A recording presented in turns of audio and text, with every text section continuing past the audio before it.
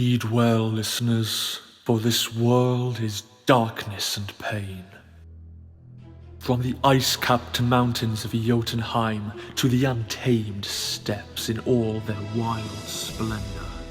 From shrouded Ophir, where dark creatures perform darker rites, to civilized lands like Argos and Zamar, where humans seek diversions, while their petty rulers wage endless war upon one another. The Stygian blackness of night encroaches from all sides, but some there are who stand against it. For revenge, for power, for bloodlust, or for principle. They bring their steel against this world. Throk of the wild barbarians, Arven of the Shadar Kai, Daro the Faceless One, and Raylan, the Promised One, Herald of Zalios. Against all they survey, these four will prevail.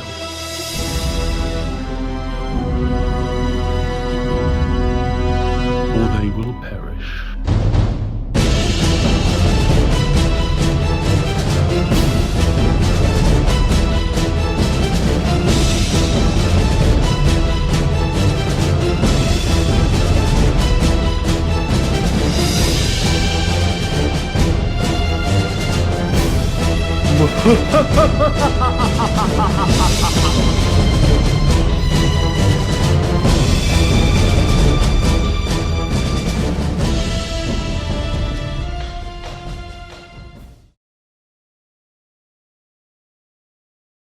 Hello, and welcome to Shadows of Archonia, our 5th edition Dungeons & Dragons live stream. I am Steve Boshear, your Dungeon Master for the evening. And I'm Joshua, and I'll be playing Throk, who is a barbarian level 5, fighter level 4. Woo! And hi, I'm Alan. I'll be playing Raylan, who was possessed, but now he was unpossessed because he got saved by the crew because one of the crew members was portraying a love interest he had that's supposed to be something that he's had for like his entire life. So then his other self, Zalios, came upon him, hold him down, and now Zalios is fine. Woo! Recap done. Yeah. Yep, there we go. That was all of last session. No, it was only the end. It's only the end, yeah. Sure. I'll do the real recap when you guys are done. Right. Why is the garage door going? I don't know. Awesome. What's your name? Who are you? What's going on? Carolynn playing Oppen, level 9 Shatter Kai Drid.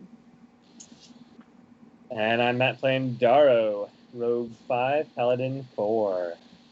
All right. Now, if you saw the intro at the beginning, you know that there is music in it. That music is by J-Man at OurMusicBox. Check out his YouTube channel. He posts hundreds or thousands. I always say it that way. I'm pretty sure it's thousands of free music tracks that he composed and that you can download and use in your creative projects for the price of crediting him. He's a great dude, and throw a coin to your Witcher if you drop by his channel and like what you see. The voiceover in that intro was by Alexander George M.S, a very good friend of the show who still, on week 49, has nothing that I can plug for him, but he's cool, and if you meet him, tell him thanks. The art in the intro, as well as all the character art that you can see on screen right now, is by yours truly. I am a digital 3D character artist. I specialize in tabletop RPG characters. Commissions are open, so hit me up on Facebook, Twitter, or Instagram as Mighty Works Character Portraits, or on ArtStation under my real name, Steve Boshear, which is spelled out right there. That's an R at the end. There you go. A little hard to see. I might have to improve that. Anyway, there's that. If you've watched our stream before, you know that we make heavy use of a third-party 5th edition supplement called the Dark Arts Player's Companion. This is available online as a free PDF. It's by a Reddit user named JonoMan3000. This one was printed out by Twitch user Cody Mao253, a viewer who is one of our hardcores. And he's actually here tonight. He's actually here tonight for the first time in a while. But he sent us that, and we thank him for it all the time, even though he's not here and doesn't usually see it. Anyway, we use this because it has all sorts of dark and twisted character options for players. It has new player races, new subclasses for every class in the player's handbook, new spells, new monsters, and it's just really cool stuff. So 3 of our 4 player characters use this book, and the 4th has used it in the past, but not for this game. So it's heavily tied in at this point to our game setting. Last credit, the Discord. Check out our Discord. We have a Discord server for this game. We are all on it. We all talk to people. Whether you are watching us right now on Twitch or YouTube, it will be in the description details below the video. Come join us. Say hi. Everyone there. All of our regular characters have their own channel on there where they can speak in character, and then the rest of the channels are just for fun, including a special channel that these 4 can't see, where I share secrets from behind the screen. So yeah, nobody ever asks me anything, but it's there if you want to. All right, so let's catch up, shall we? When last we left our so-called heroes, they had just entered the city of Zahir.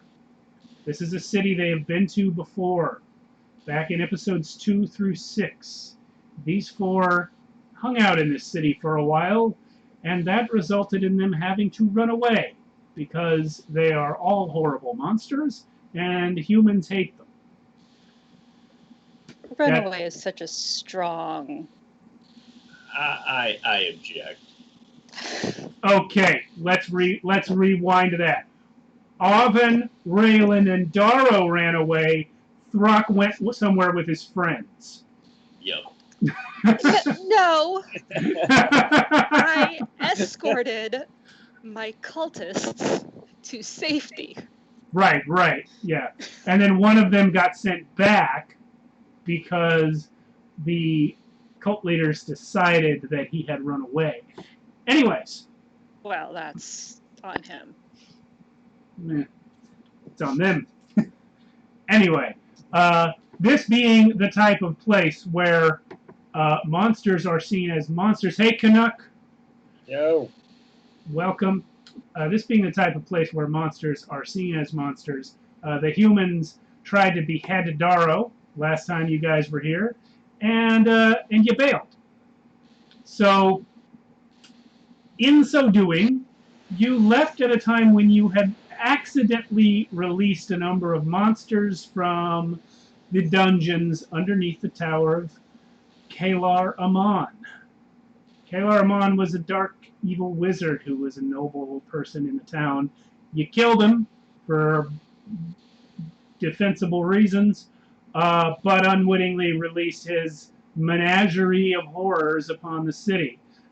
In your travels thereafter, you several times heard rumors of the horrific things happening back here in your wake. And finally, you have returned to find the place completely devoured by aberrations and horrors of all sorts. You met Abraxiel outside, and he informed you that 10,000 of his evil brothers are in this city. You have fought oozes, intellect devourers, weird tentacle things, gibbering mouthers, a mind witness, all just on your way to the gates.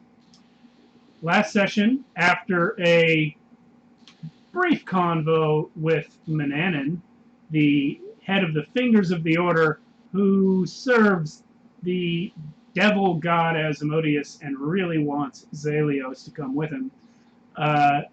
You decided to put a pin in that and come in the city.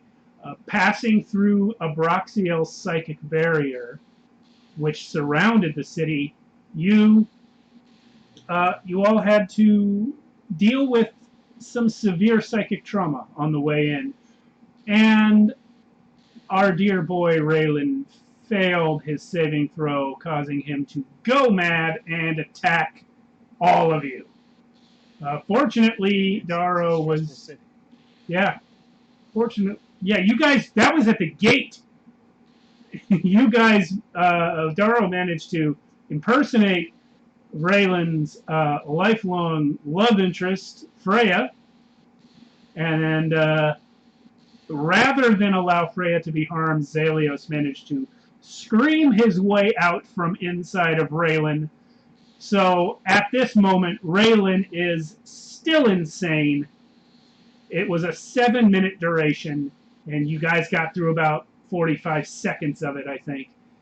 But Zalios has now taken over the body, and he is not insane, so Raylan is currently not a threat to the rest of you. Unless he's somehow attacking Zalios, since Zalios is the closest. 7 minutes would have been a long and difficult fight. Well, no, because there's absolutely no way that Raylan would have lasted the whole 7 minutes. I mean,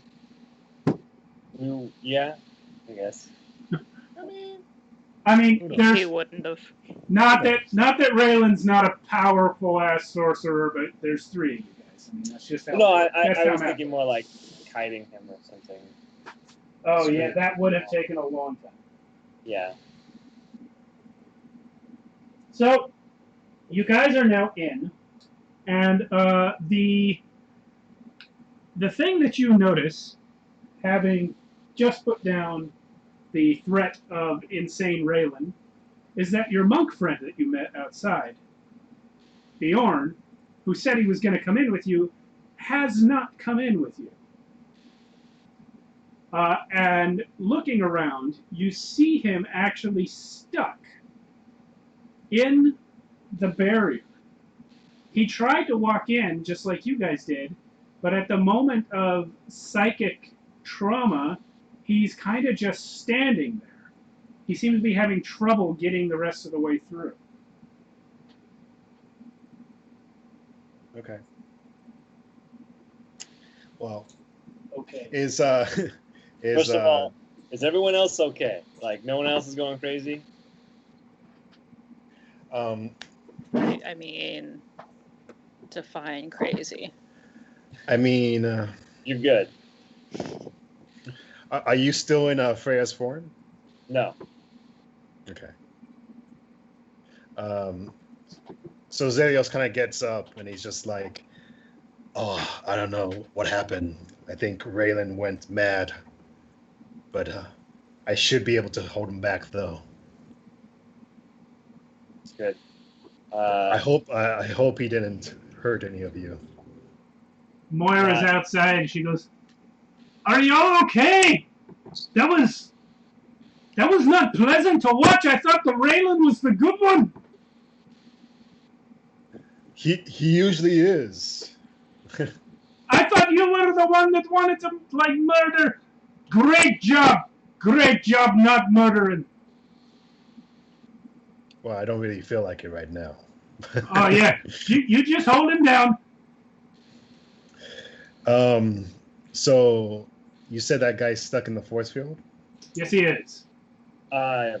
Is he within like arm's distance? Like, can I pull him? You could walk up and touch. Yeah, you can walk up and touch him. No, but then I might go insane again. Should we just kick him back out? Like, no, but if you even touch the barrier, you might have to do that check.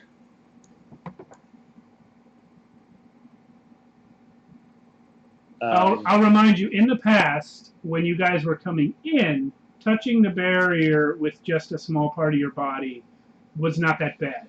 You didn't have to do the check or take damage until you tried to pass all the way through. Yeah.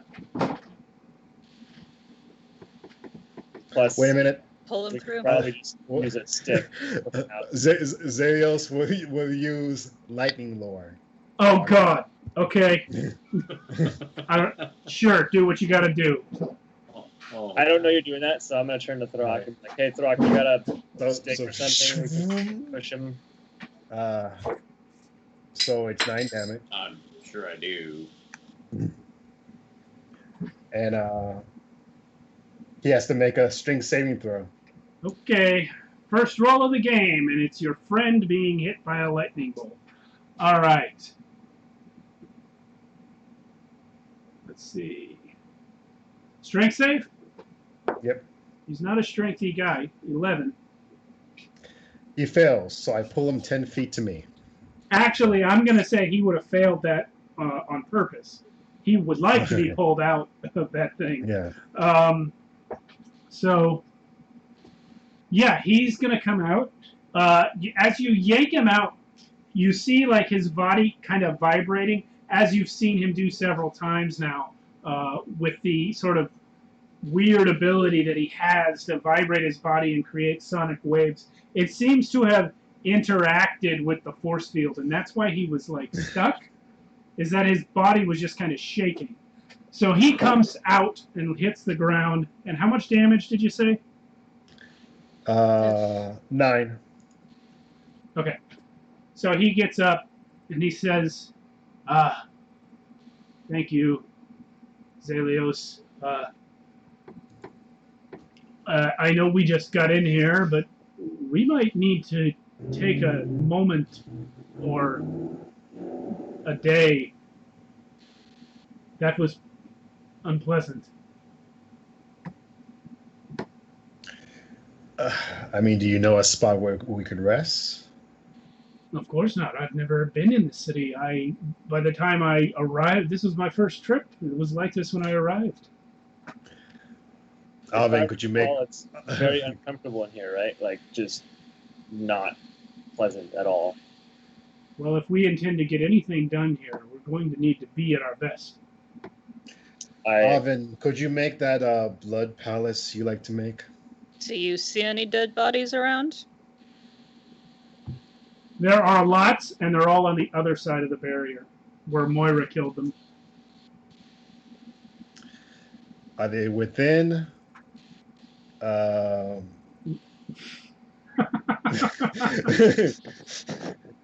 they within 15 feet of me? No.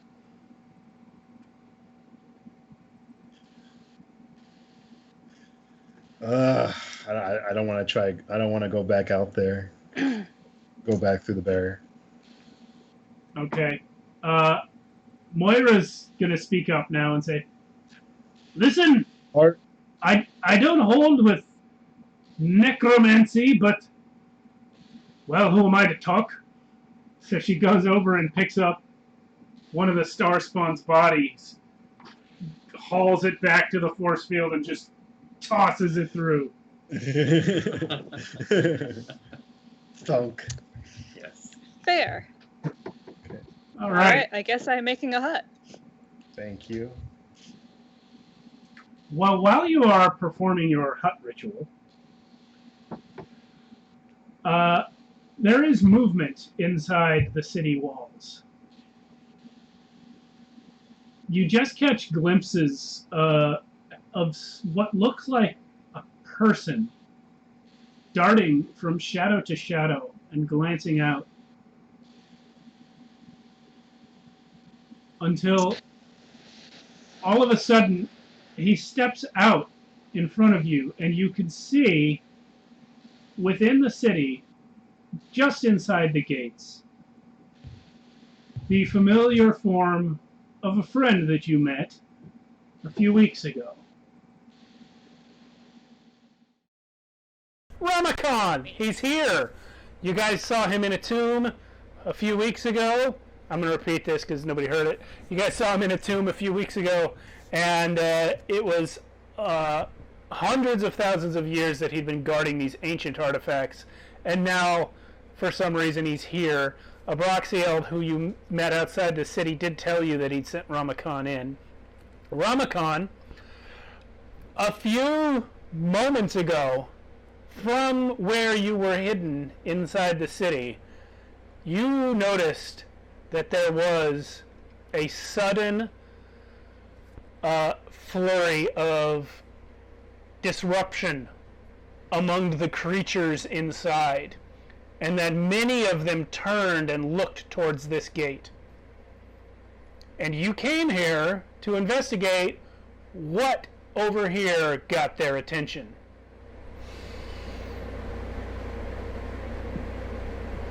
You said I came over to investigate what got the creature's attention? Yeah, everything inside the city within your field of view suddenly looked this way. That's why you came to this gate. And so does Ramakan recognize? I'm assuming Ramakan recognizes the party. Yeah, that will be why you revealed yourself. They're literally the only new people you've seen in like hundreds of thousands of years. So yeah, you'll recognize them. My memory's back. Little chirps that you wouldn't remember otherwise. Zarios waves to Ramakan. Is that you, Ramakan? This guy. You're a sight for sore eyes. Come over here. Come through the force field. They're a bit sore. He's inside with us. He's in the city. I'm in with you. Oh, he was past us then. Yeah. I'm in the city. Okay, so sorry. Am I? We just come closer in general. So Ramakan. All right, so he comes up to you guys. You're in danger. Must be covered. You're quiet. I said, they know you're here. You need to get to cover now.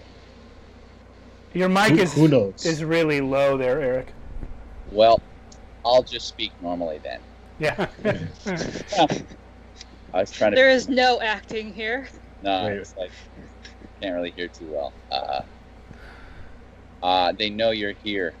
We need to get you to cover. Who knows? Who is this you speak of? The mind flayers. They're everywhere. They've infested the city.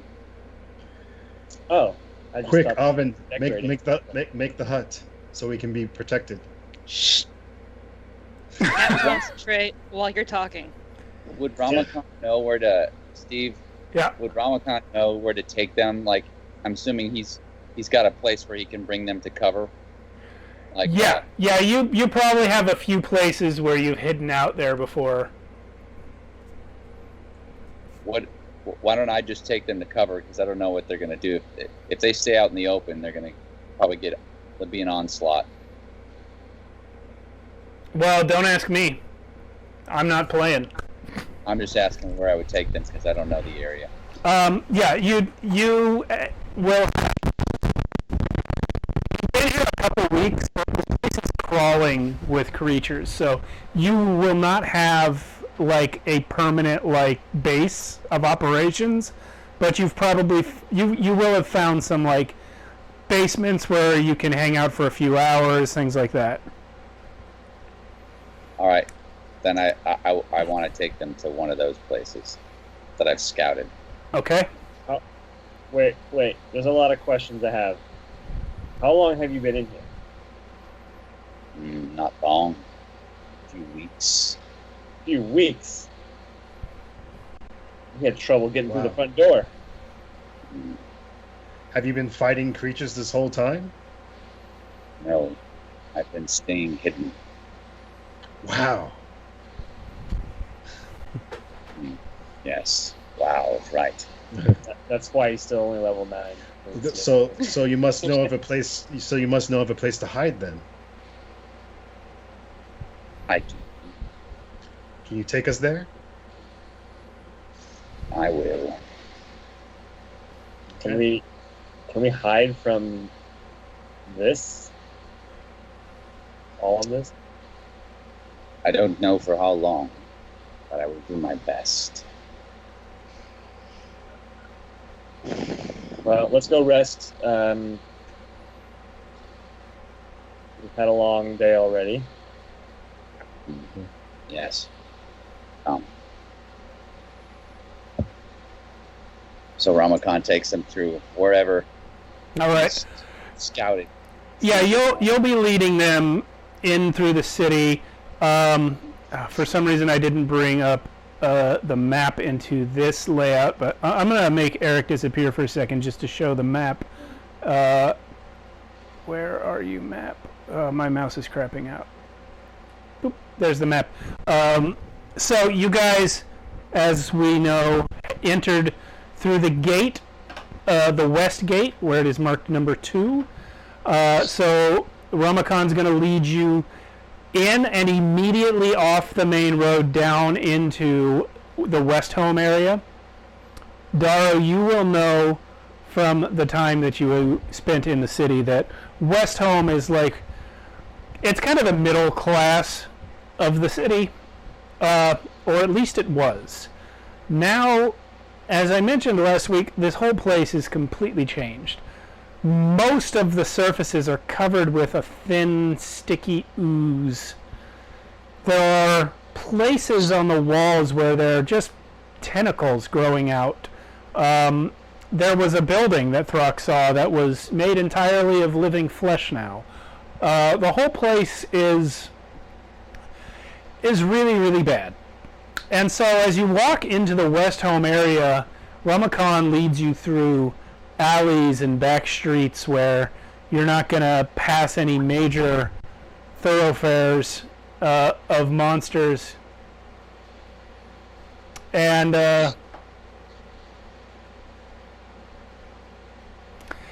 yeah. And so here's my question for you guys. Throck, are you going to bring that body so Avon can do her hut? When you get... They say pick that up, then yeah, Throck's going to carry. Because otherwise you guys are walking away from that body. I assume Avon would tell him to bring it with him. Except I've already started playing with the guts, so... You did not get that far into it before Ramakan appeared. If you want to, you can bring the body with you. Yeah. Throck will carry it. Okay. We'll just drag the intro behind. Rock. I certainly think that the remodel did not go very well for this town. Could use a lot more color. I don't. Well, as you say that, you pass through an alley into what looks like kind of a sort of a backstreet market square. Not any kind of main market square, but it looks exactly like... Where is it? It looks exactly like... Dang it, my layers are so messed up. It looks exactly like this. No, that's the back of Zalios. The back of Zalios looks like... It looks like this. Ooh. There's some buildings. There's some... like a blacksmith area there. This seems to be like someone's house that they sold vegetables out of. There's a food mart over there. These are like merchant carts that have been destroyed and broken down. These little piles of rubble were basically like this guy's front wall over here. The blacksmith's fence has likewise been torn asunder. And yeah, this is what you see. The place is less sticky than most places, but it is. There is Ramakan. You will inform them that basically there's no way to get where you're going without crossing this square, because the basement that you need to get to is in a building right around this corner. Seems kind of open. I'm gonna send my shadow out Ah, okay. to the middle of the square to see if it triggers anything. Cool. So here's your shadow. Where's Daro? Do I have Ramakon up there? I don't. Okay, so Yep. here's Ramakon. He can be over there by... Actually, he's leading you guys, so he'd probably be kind of in the middle. And you guys recognize yourselves. That's Bjorn. Daro's shadow is going to pop out here. And now I'm going to say the thing that everyone loves to hear dungeon masters say. Tell me exactly the route you take to get to the other side of the square. When I said it, I was picturing a straight shot. So that second, I guess, there's a triangle of the 3 circles on the ground. Yeah, those are like sewer grates, so like manhole covers, basically. Okay, I sent him straight between the farthest 2, like right into the middle of the farthest 2. All right. What I imagined when I first said it. Cool. Roll initiative. I knew it was coming. Yeah. Wouldn't Ramakon know where to go, though? Not necessarily, no, because this is like, you haven't been in the city that long, and you haven't been at liberty to memorize like every little street. So you knew where this place was, but you've probably never gone to it from that gate before.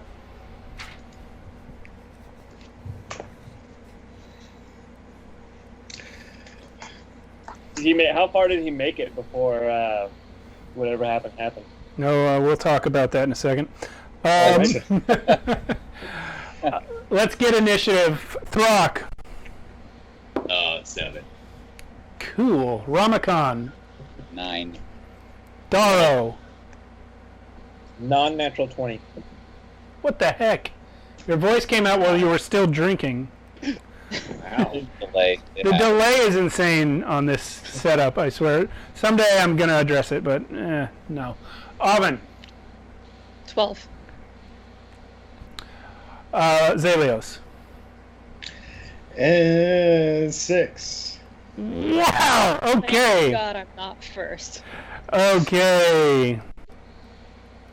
So... But it's painful that your role is second. Yeah. Throck, let me double check something.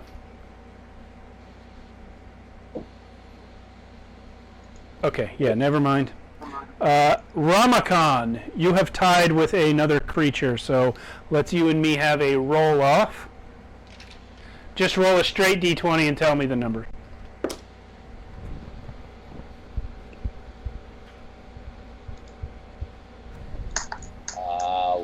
One. Well, I got 2, so my dude's gonna go before your dude. Tonight sounds like it's gonna be a great night for rolls. All right. Yeah, it So is. good. Getting them out of the way, guys. Getting them out of the way early. Did you guys not do your dice rolling workout beforehand? Yeah, really. I don't have time to test. Okay, I've shrunk you guys a lot in order to fit more things on the screen. I hope that we can still see you. Okay, so, who did I forget? I know who I forgot. The same guy that keeps getting forgot. Okay. Cool. Daro, you and Bjorn tied. Oh. 8. 6. So, Daro, you're first. But you're all surprised because as the shadow passes to here, actually this thing's a little too close to you guys, but as the shadow passes to there, a giant mass of oozing tentacles pops out of that sewer drain right there and attacks it. So let's see how the tentacle does. It's literally just a giant slimy tentacle coming up out of the sewer. And does 22 hit your shadow? Yep. Your shadow's gone. Now it's your turn, Daro.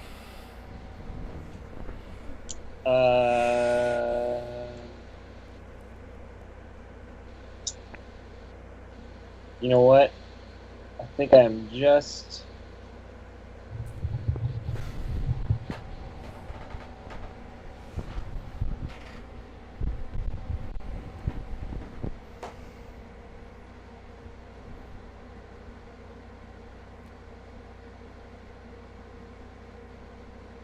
You're just what? I'm going to use Divine Sense and try to get an idea of how many celestial fiends and undead are within 60 feet. Well, Zelia sets off your fiend detector. Ramakon sets off your undead detector. There are no celestials. I feel a little tingle and I laugh. Yeah. So what category are these things? Anyway. Not those. Alright, then I'm going to pull out my bow, but I'm not going to use it. I'm just going to...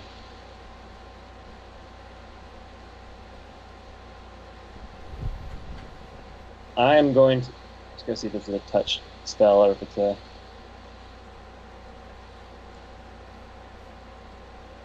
Nope, okay. Cool.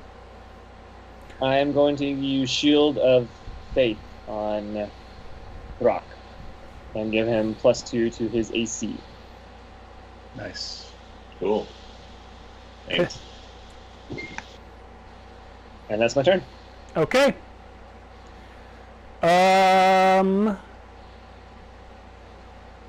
What about Oven? You're next. Oh, I'm sorry. I forgot Bjorn. I'm gonna say that a lot. I can tell. Wait. All right, that's cool. This poor guy. Okay, Bjorn is going to run up and do a flying monk kick at the tentacle.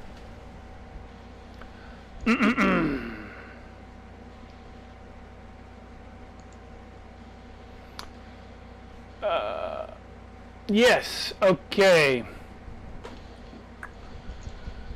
So, actually, he's coming in with his staff first. That landed cocked. Okay, he hits the thing solidly on the slime, and he's gonna do some damage.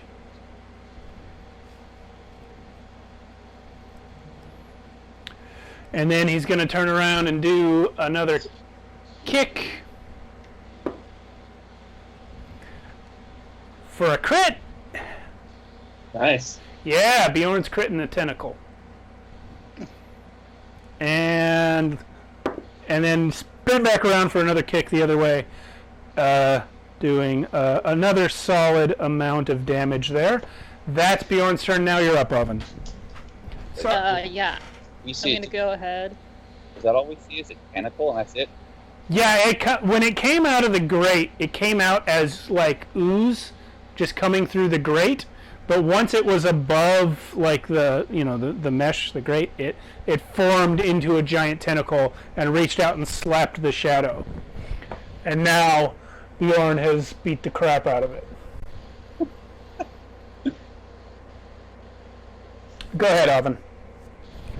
Yep, gonna moonbeam it. Just moonbeam the shit out of that downhole cover. Okay. Moonbeam, where are you? Your save DC is a Constitution of 14. He actually passed. Great. Then he takes half of 27. Half of 27. Okay. Wow. Great, then. All right. Well done. He's moonbeamed. Now it is his turn. Here's the moonbeam. Does this mean he gets to get moonbeamed again? Is this what we decided? I don't remember deciding. Read me the text part, the relevant text part. Let me find it. Okay. When a creature enters the spell's area for the first time on a turn, or starts its turn there, it's engulfed in ghostly flames. Yeah, so he's starting his turn, so it's happening again. 1, 2, 3, 4. Nice. So if you want to roll that con save, Oh, of course. Passed again. half of 23.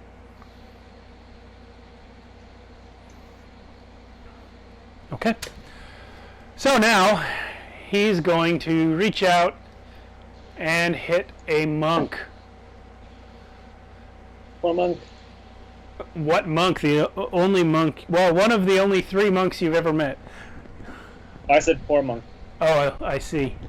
All right. So yeah, this thing reaches out and definitely hits Bjorn, doing 13 bludgeoning damage and wrapping around, grappling him. Let's see if Bjorn can escape. Oh, he can't escape yet. Okay. So Bjorn takes some damage.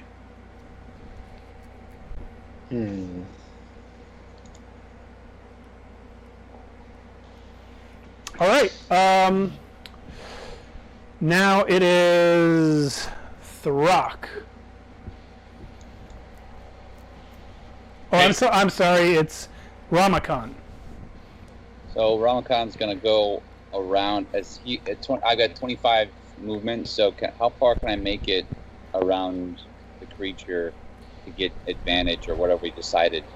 Oh yeah, it's +2 if you're going for flanking, but you can definitely with 25 you have enough to get around here. However, you cannot reach it without entering the moonbeam. Okay, so then I'll that's okay. I can. It still counts with a spell attack, a ranged spell attack. It'll still count. No. Actually, he should be closer, but if you can make your ranged spell attack, but you won't get any bonuses for it from flanking. Okay, then I'll still go on the other side of him though. All right. Put me behind, far enough away so I'm out. I'm out of his grasp to hit. But okay, I'm gonna cast as a bonus action Hex.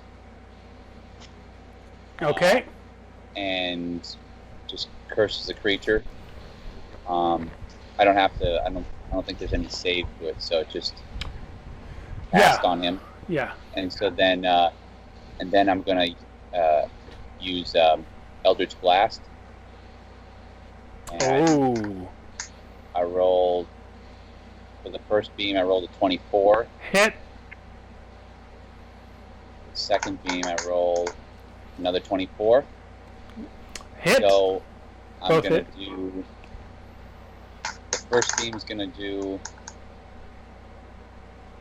8 damage, and then I'm gonna roll the d6 in a second here. Second beam is gonna do 9 damage, and I'm gonna roll another d6 for that. So I'm just gonna roll 2d6. Unnecessary. You have destroyed it. Booyah. However, as you got within 35 feet of the second grate, another one pops out, and it has a 35-foot reach, so it can actually hit you where you are now. Okay. It can't now because it's not its turn, but it just popped out of there. Okay. So did it die on the first beam No, or the second? it died on the second. Okay. Well, wait a minute. Had I rolled the d6, would it have died on the first beam? What? If it would have, then I would have You I will couldn't know focus that. a second. You couldn't know that. What's the D6 for? It's for the psychic damage from the hex. Oh, okay. Yeah, it would have died on the first beam. So then can I use my second beam to hit the other dude? Yes, you have to make a new attack roll. Fair enough. That would be a 28. That's a hit. So then I'll re-roll for damage, and it's 11. Okay, She'll- you got him. You freed Bjorn, who's unfortunately Oh, wait, in the hold on. moonbeam. Actually, I rolled wrong for damage. My bad. I rolled the wrong one. Ha! 9. Okay, there we go. 9 is the damage. So it's Okay, less. a little less, no problem. Okay, And- cool. It's just- I can't. It says I have to use. The curse that was on the first one. It says if the target drops to 0 hit points before the spell ends, you can use a bonus action on a subsequent turn of yours to curse a new creature. So I Ye- suppose I have to wait, right? Yeah, you'll have to wait for your next turn. All right, then I'm done. Cool. Okay, Ramakan's over. Now it's Throck.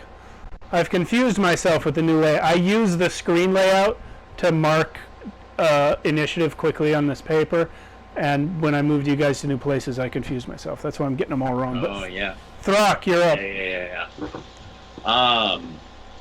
Well, I mean, I guess I see that thing over there. Can I reach it? Yeah, for some reason I can't find the stick, but you can reach it if you went full bore. What is your movement is 30, it's 40. It's 40. It's 40. So yeah, if you did it and then used your aggressive, you could get there. Well, sure. Why not? There you are. I'm gonna just yeah, move so- you a little bit for camera. Sure. Okay. Sure. Yeah, time to just go ahead and go reckless on that thing.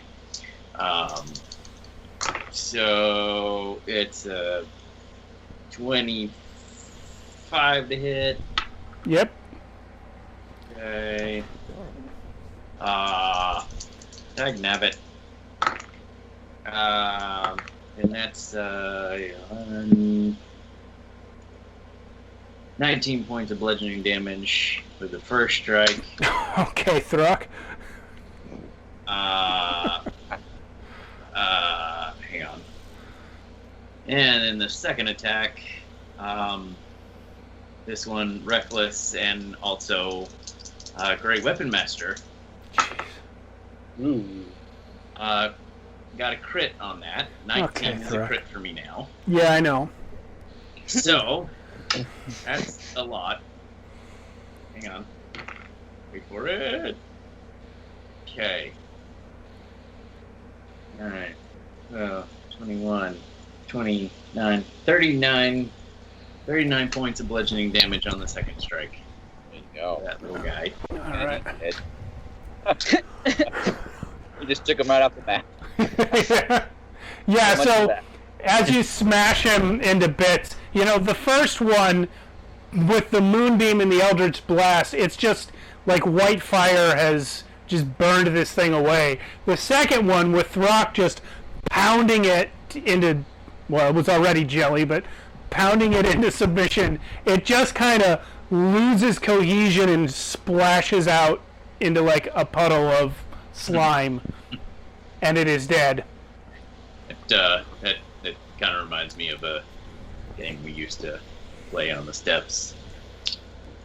Whack Goblin. Whack a goblin. So for the moment, this place is quiet. And then Ramakan says, "Hurry, or else they're gonna know we're here soon." And then, And then he leads you to. no, and Okay. then you all, including Ramakan, hear an impossibly loud chorus of voices booming in your head. It's so loud that I'm going to need you all to make an intelligence saving throw. Oh, this is, yeah, I got this. I I got this. Oh, Actually, intelligence saving throw. Cool. I got this. Hopefully. 5, 6. Oh yeah, I got this. I should be okay. I got 16. Okay. And Ramakon, what'd you get? 10. Throck? 17. Wow. Wow. Avin? I know. 19. Zalios? Can I use luck? Sure. Can I use luck? Please. Hold on a second. I might have to. Wait, I have that too. Alan, what was it? 18. 18. Okay, Ramakon's the only one that failed. Wait. I was going to say, I think I have one of those things too where I can. Reroll a saving throw? No, I don't think so. Never mind, I can't. I thought the entropic ward could help, but it can't. Never mind. Yeah. So Bjorn and Ramakon are both going to take some psychic damage and fall prone. You guys, your heads are actually hurting from how loud this telepathic broadcast is. It's as though you were in a giant stadium and everyone was screaming directly into your brain. But the voice that you hear is not screaming. Again, it's like a chorus of voices, as it has been in the past when you've encountered mind flayers. And it says... How much damage? It's 3 psychic damage. So, you hear, as Ramakon said, we got to go before they notice you're here. The voices speak into your brains. It is much too late for that. Did you imagine Archonia Zalios could enter our domain and not attract attention? Is that rhetorical? There is no place in this city that is not ours, just as it is in the lands below, and all the planes of darkness beyond. Your pathetic island of humanity is all that remains that has not been taken by us.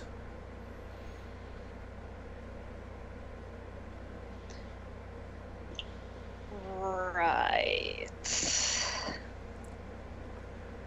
And who should we say we're addressing right now? You know what we are, Elfling. Oh, yeah. We are those who once ruled all of the cosmos and beyond. And now we rise again to take back what is rightfully ours. Only the abomination, the race traitor, stands against us. But he can only stand against us here in this human city. Many other places on your plane of existence will see uprisings like this. And though the traitor is powerful, he is only one, and you are less than nothing. Yeah, great. Cool story. So how did you lose your reign again? Archonia Zalios. It is because you are less useless than your companions that we offer you the opportunity to be our slave instead of our food. Man, I feel like a lot of people want me to be their slave. It is your lot. Okay, If while you like, Zelios just yells at the voice and just says, "If you want me, you're gonna have to come and take me." And he raises his wings up high.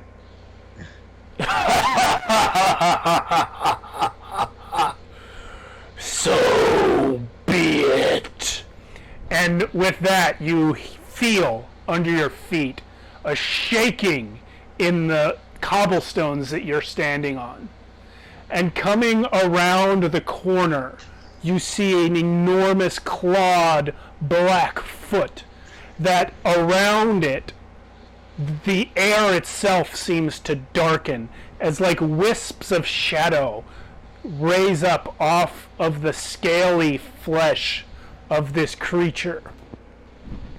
Oh no. And a huge draconic head pops into view around the corner. Oh. Yeah, It's a yeah. Demogorgon. It's all good. It's all good. It's all good. It is a shadow dragon. Oven will know what this is.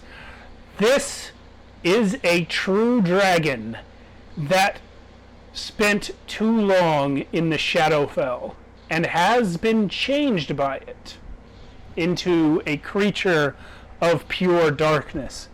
And when it comes around the corner and looks at you guys, zooming in for effect, when it comes around the corner and looks at you guys, you still feel this psychic pressure as of all the mind flayers in the city watching what's happening. But the dragon opens its mouth and speaks with actual language. And it says to you, Zelios, you should know that living as a slave is preferable to torture and death. Being a slave to you is worse than death. I am a slave such as you would become. Our masters are generous to those who serve them well. Then you are already lost. I do not talk to slaves. Then you will die by the hands of a slave. Okay. Cool. Dragon over there, roll for initiative. Again? You rolling? Actually, you know what? We'll keep the same initiative. Whose turn was it last? Throx. I'll roll for the dragon.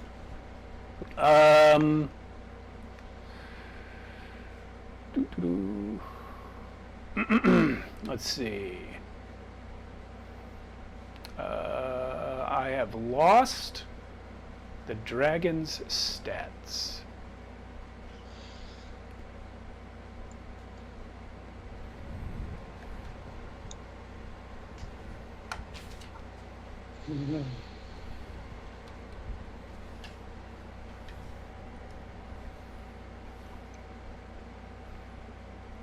Shoot. Okay. Well, I'm gonna have to find that again. By the way, did you make that dragon? No. so pretty. I did They're really paint. good. I did paint it. This dragon was a gift from my 4-year-old son Henry for my birthday. Oh. Oh, Yeah. I'm really nice. liking the photos of them. He has good taste. Yeah, he did. Obviously, Sarah paid for it, but but he picked it out. He went through the miniatures and picked out this. This model is called Velocithrax, I think. He's got this little tree that holds up part of him, and he's like, yeah, he's really cool. I think he's great. The only problem is this one seems to lean to the right a little. That's why I had to move this thing to hold him up. But, yeah, so, he got that, and his initiative's going to be 19. Wow, he's first. No, he's third.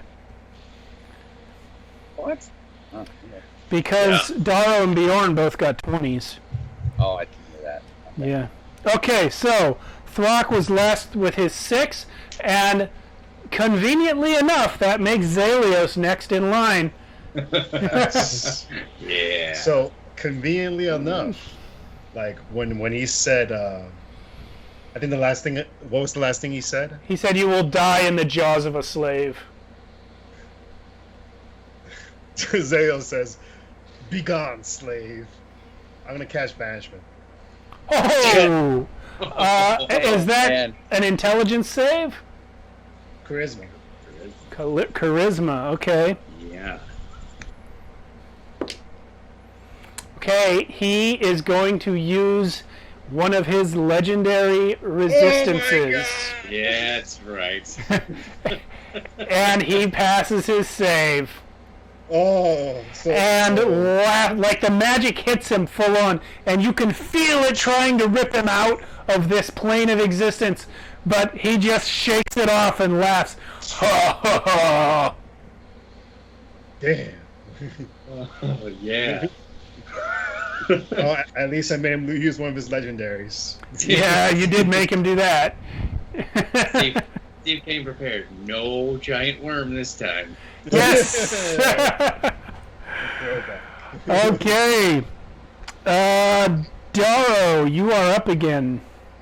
You have no idea how bad I wish I could use Umberturgy on him. He is not made of shadow. He is just sort of empowered by it. I think I am just going to fire a arrow at him because I don't want to get very close to that guy. Okay. An arrow? Okay. Yeah, like a little testy arrow. 18 to Test hit. the arrow, man. You have missed. It bounces right off his scales. In fact, Oh as my it God. as it enters God. his shadow aura, it kind of like just crumbles as it passes. Like when it kind of rots into nothingness, as though the arrow were just sitting on the ground for 100 years. That's what testy arrows are for. Yep. Warning shot. Man. Okay, guys, it's Bjorn's turn. So far he countered banishment and took care of a testy arrow. I got some bad news for Bjorn. He is starting his turn in the moonbeam. Oh. How wide is the moonbeam? That wide, about 10 feet. Okay. 5 foot radius, so 10 feet. Yeah. So go ahead and make that wisdom save, or that con save. Yeah, I think he's gonna fail that. That sucks. Mm-hmm.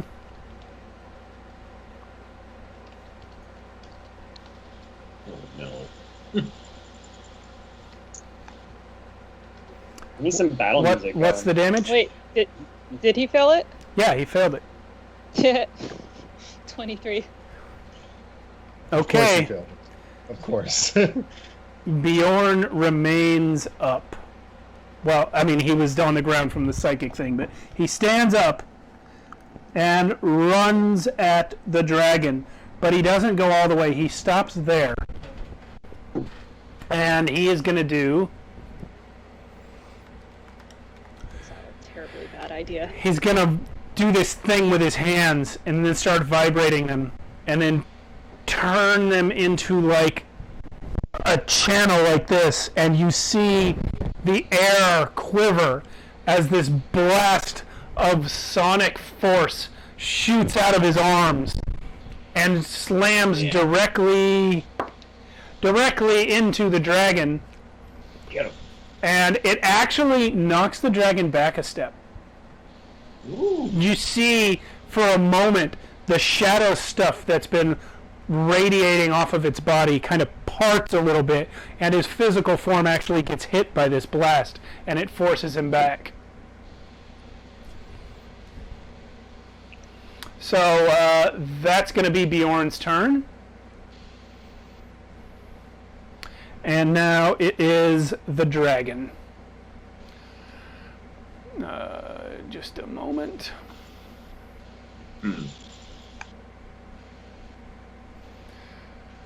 This fellow is going to...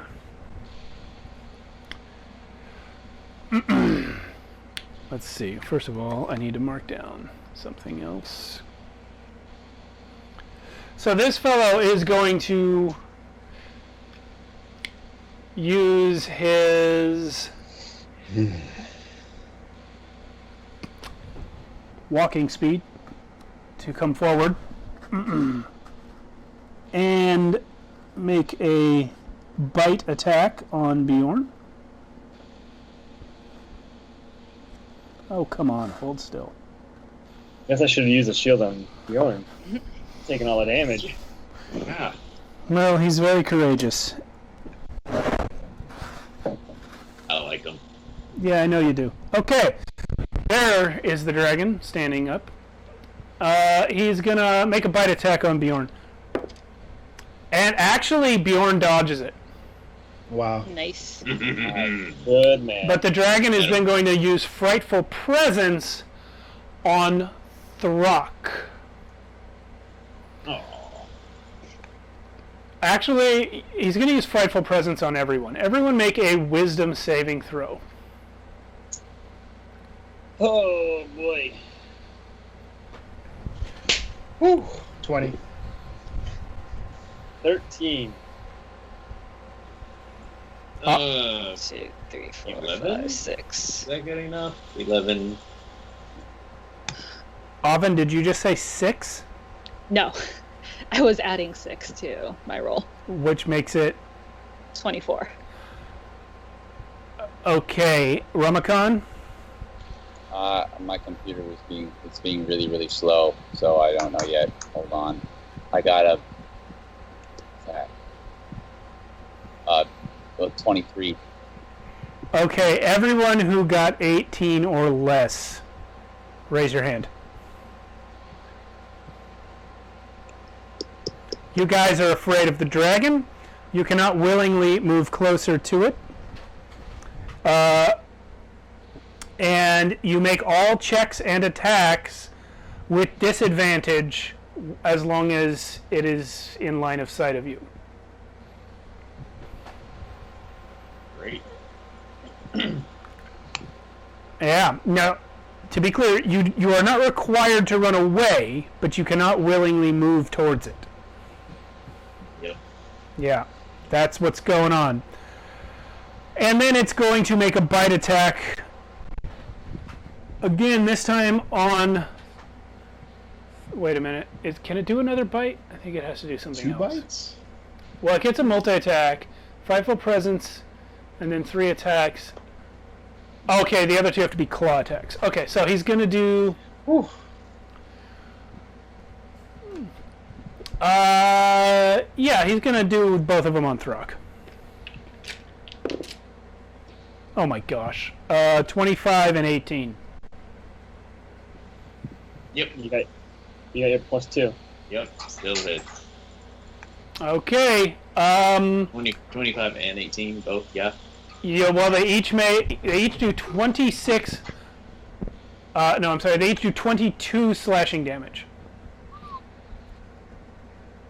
Oh. Okay. Dragon's done. Is he? With his first turn. Oven, you're up. Gonna move that moonbeam over to him. Okay. If he would like to make that con save. Man.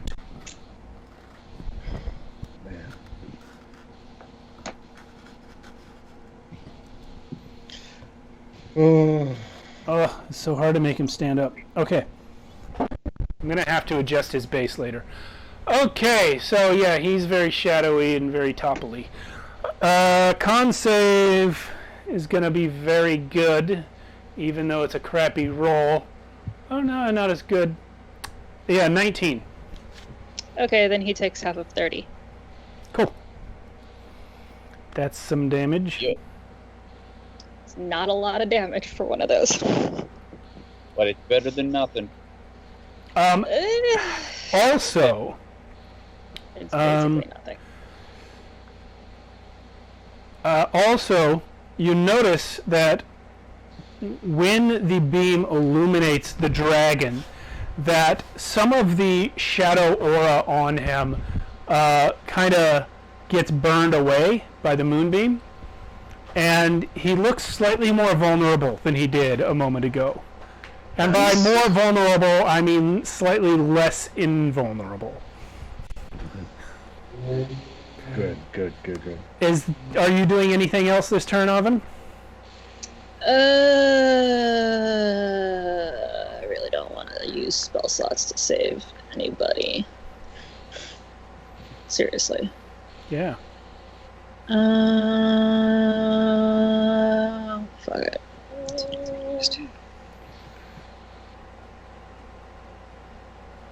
Throck, you get 6. You? I like how you said, I do. Yeah. What was the spell, Carolyn? Oh, healing word. What was the word? Oh god, I don't remember the word that I used for Throck. You can give him a new one. It's okay. How about King Throck? King Throck! So Throck, Yeah. she yells King Throck, and you are reminded, for some reason, of Granda and Hork, and it makes your heart unangry. Just for a moment. And the unanger restores you a bit. Yeah, that was uncomfortable. Yeah.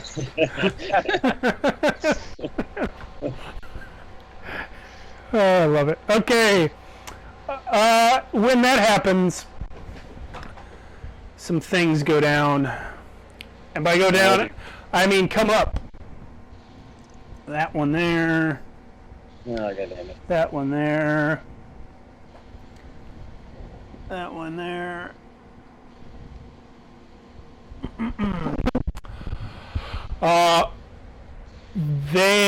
The one by Throck is going to attack Throck.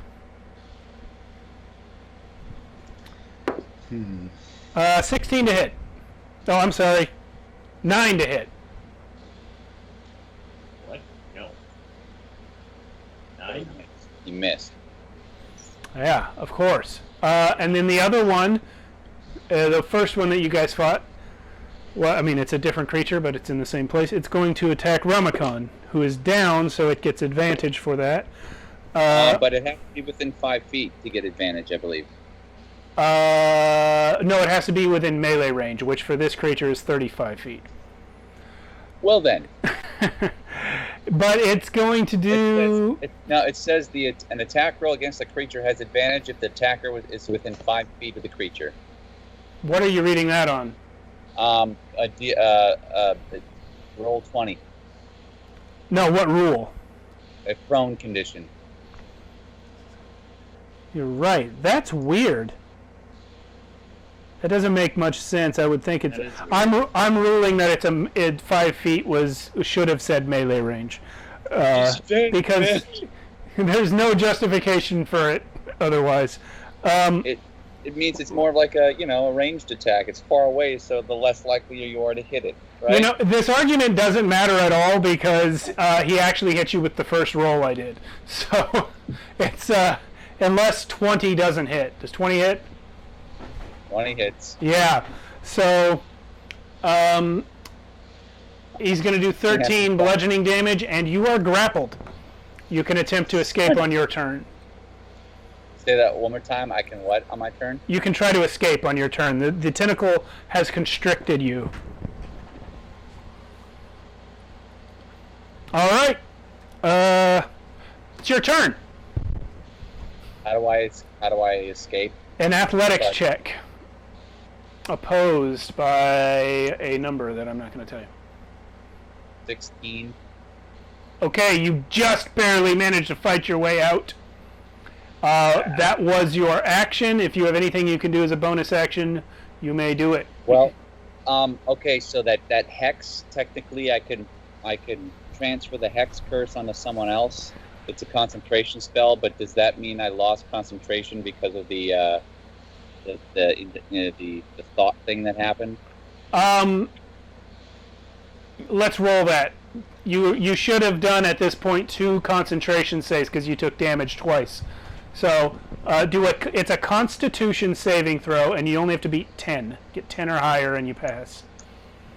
Yep, I beat it. Did you do it twice? Well, if I have advantage on it, it would matter. The first one I did it once. See the second one. Second one I didn't. Second's it. I got a 16 and I got an 8. Did you roll with advantage the second time? No, I rolled it. You don't have advantage. You haven't put the thing in the ground. No, I do have advantage though. It says I have it from something. I don't remember what, but I have advantage on save already. You have advantage from... It says that on your sheet because it's not totally working. If you unequip that Profane Spire, it's going to go away. That's a good advantage. Okay. Yeah. And I rolled twice. Yeah, you haven't put the thing in the ground, so you don't have the advantage. All right, so yeah, you have lost concentration. That's all that means. I lost concentration from the... Oh, that's right. Okay. Yeah. Lost. Okay. Then I can't do anything. Okay. Pretty much, right? Let's see. Well, if you have any other bonus actions. Yeah, you can get up. You can use your movement to get up, and you still have half your movement left, and you may do a bonus action of any sort if you have one that you can do. I have no bonus action. What are things you can do as a bonus, like... Well, if you have any spells that take a bonus action to cast, like you could recast Hex if you have another spell slot for it. I don't think I can use Hex as a spell slot. Or can I? No. Hex can't. I can only use it once per long rest. Okay. I thought it was a spell. There is a Hex spell. There is, but I don't have it. That's not how I have it. I have it from a feat. Oh, I see. Okay. And cantrips you can't use as a bonus action. So, can I use anything as a bonus, like not disengage, but something to defend myself if I get attacked? No. Actually, you can easily filter by bonus actions in your sheet. If you go to the Actions tab and then just go to Bonus Actions. So the only things you have are 2 Up and Fighting, which doesn't apply to you, and the Hex. Yeah. Okay. Then I'm gonna...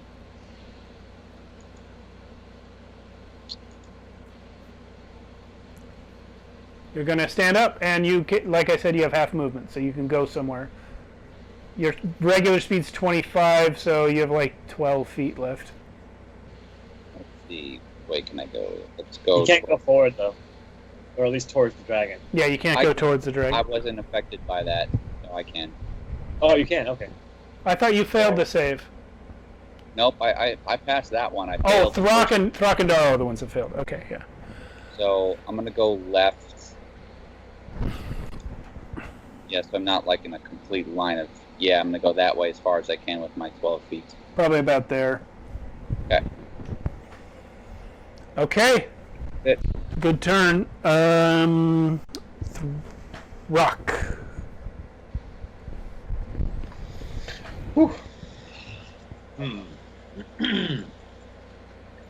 Well, for starters, he has reach. That's why he was able to hit me. He's not actually close enough.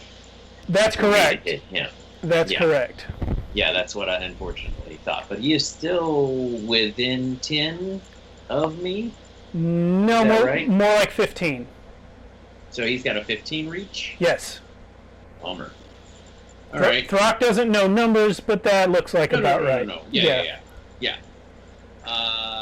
Well, anyway, gonna go into a rage first. And he gets hit by lightning, I assume. Yep. Well, he crits the dex save. Okay. Well, you can't crit a dex save, but you know. No, it'll just be 1 point of lightning damage. Cool. So, but anyway, all right. I'll get to you in a minute. Looks up at the dragon guy. And goes reckless, which is a regular roll on the little jelly thing. Yeah. And 29 to hit on that. So that's for a 16. 18 points of bludgeoning on the first hit. Okay. For the little guy. Should have done it the last time, but I'll do it now. Great Weapon Master and Reckless. And that's, oh yeah, I've got 24 to hit. Yeah. So that is, hang on. 7, 15, 17, 27 points of bludgeoning damage. 27? Yeah. Okay. You have done well. Yep. You may now repeat your wisdom saving throw. Okay.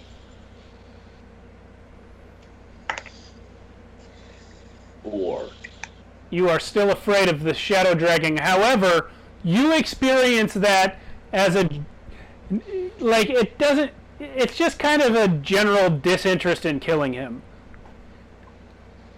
Yeah, I got better things to do. Yeah, because ermine, as we know, are not capable of fear as such. All right, so that's Throck. Zalios, we're going to do Zalios' turn to round out this round, and then we are going to take our break and come back and continue the combat. Wow, it's already break time. Yep. Yeah. Flying. Steve, you know that stone I have that gives me a spell slot? Yeah, Prayer of Power. Is that instant, or does it take an action? It takes an action.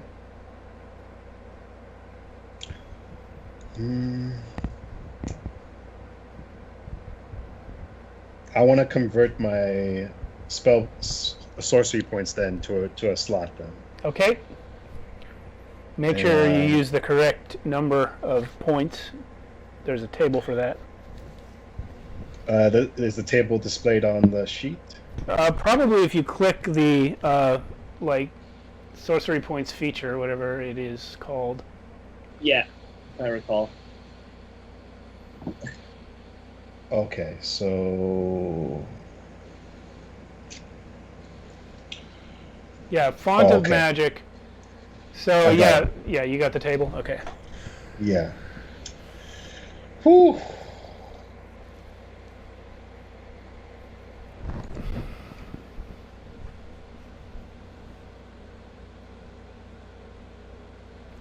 Because the problem is, like, right before this fight, I fought the team, and I used up a lot of spell slots during that fight. Yeah, you did. You can always use a cantrip.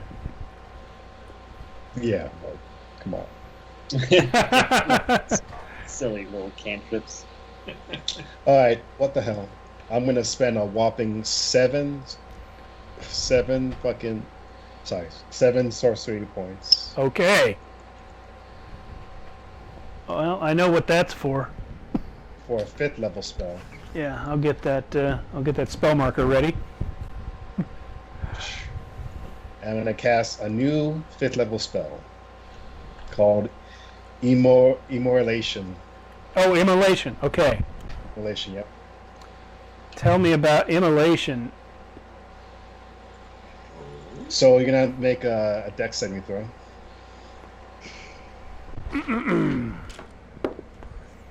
Oh.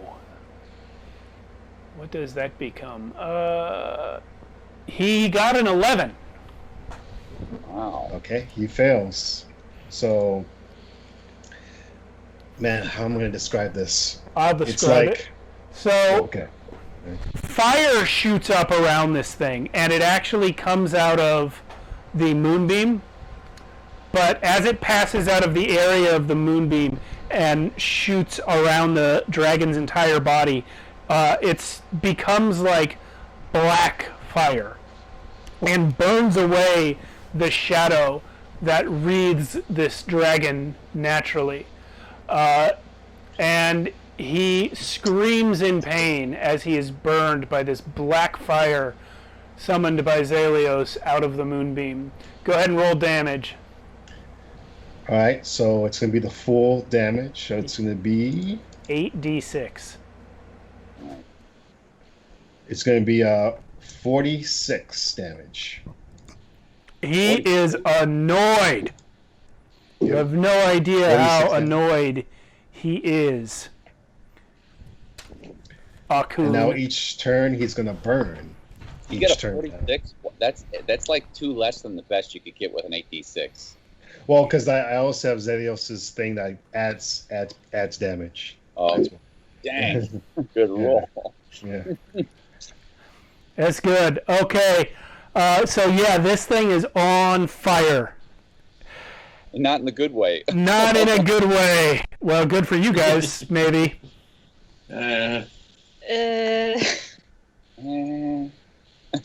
Hopefully. All right, so we are going to take our break here. It's 10:04 where we are. Break's going to last 10 minutes, so we'll be back at 10:14. If you're in a different time zone, just add 10 minutes from whatever time it is now.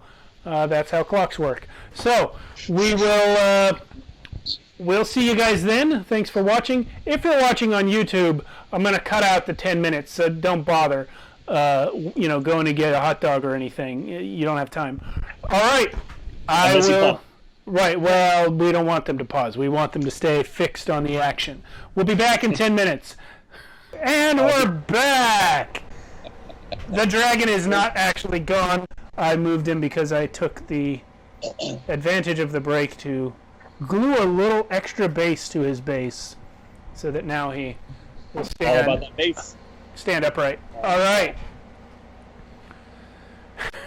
All about that base. So, I don't know if you guys concocted any strategies during your brief reprieve. Nope. That's why I love you guys. Strategy? Throck plays the character who's known for rushing into everything without thinking, but in reality, all the characters do that. I'm just the only one with an excuse. That's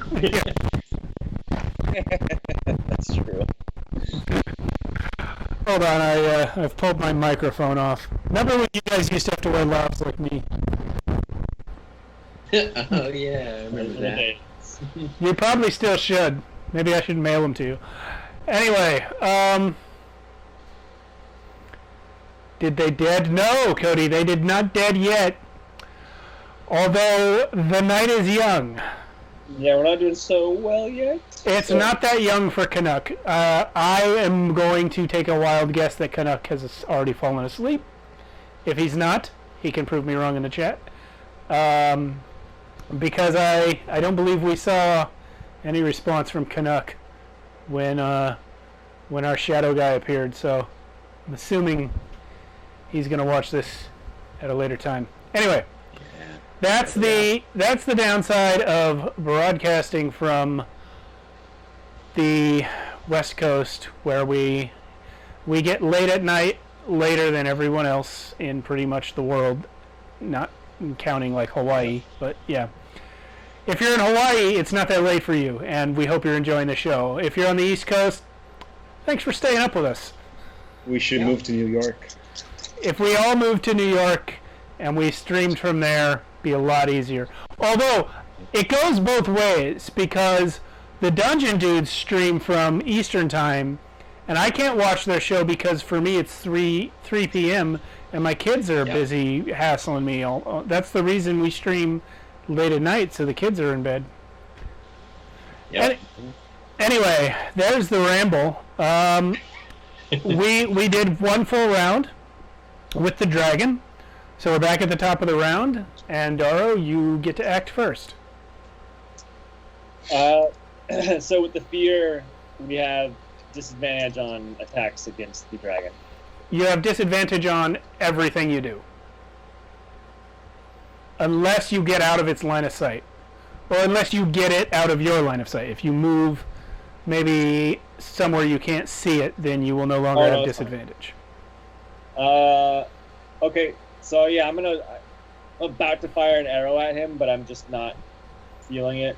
So I'm gonna cast Cure Wounds on Throck instead. Oh, you can do that now. I keep forgetting. Yeah, do that. It's not very strong yet, but whatever. Everything helps. Isn't Cure Wounds a touch spell? Yeah. Oh, it is. Never mind. Yeah, you can't do that. Good thought. Thanks. All right. I like it. So I have that thought, and then I try to move towards Throck, and it's too scary, so I just fire an arrow anyway. And I get +2, right, because of what's his face? No. 20. No, you don't. I don't get it? Okay, then He's not flanked. Okay, just non-natural 20. All right, it's... What? Wait. That probably doesn't hit. I almost forgot the incredible monster you're fighting. No, it does not hit. God, really? Yeah, really. Wow. Okay, well, then I fire another arrow, and it does nothing. Yeah. Yeah, this one actually, it almost hits Bjorn, and he turns and slaps it out of the air. Well, okay. Thank God for Bjorn. I think that's it for me, so I guess I get a wisdom save? Yes, you may now save to see if you are still afraid.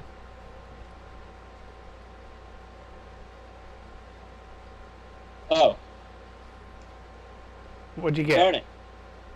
No, I'm going to use my bonus action, my Channel Divinity Vow of Enmity on the dragon. Excellent choice. The advantage. Oops. It would have given you advantage. Next time it will. If you actually, you know what? I'm gonna be a nice DM. If you want to retcon and say you vow of enmity to him first, you may roll the second die now. Okay. Well, I would have just canceled out, which would have given me. That's true. Yeah, it would have been this. Okay. Oh, that's hard. There's. Now, don't worry about it. We'll do it next turn, like you said. All right. All right. So my wisdom save is terrible. Never mind. 7. Cool. You're still scared to death. All right. Bjorn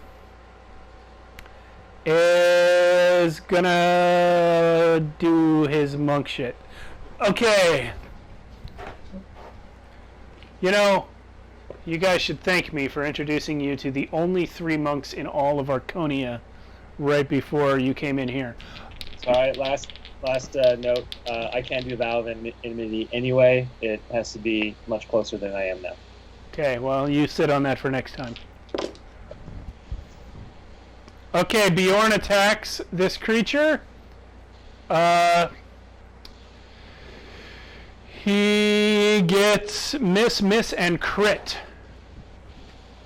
Nice. The crit is actually with his staff, so he's going to do 8 bludgeoning damage, a massive 8 bludgeoning damage to this creature's big toe. At which point, Bjorn jumps back, but not far enough to provoke an opportunity attack. So, Bjorn's turn is over. It is now the dragon's turn.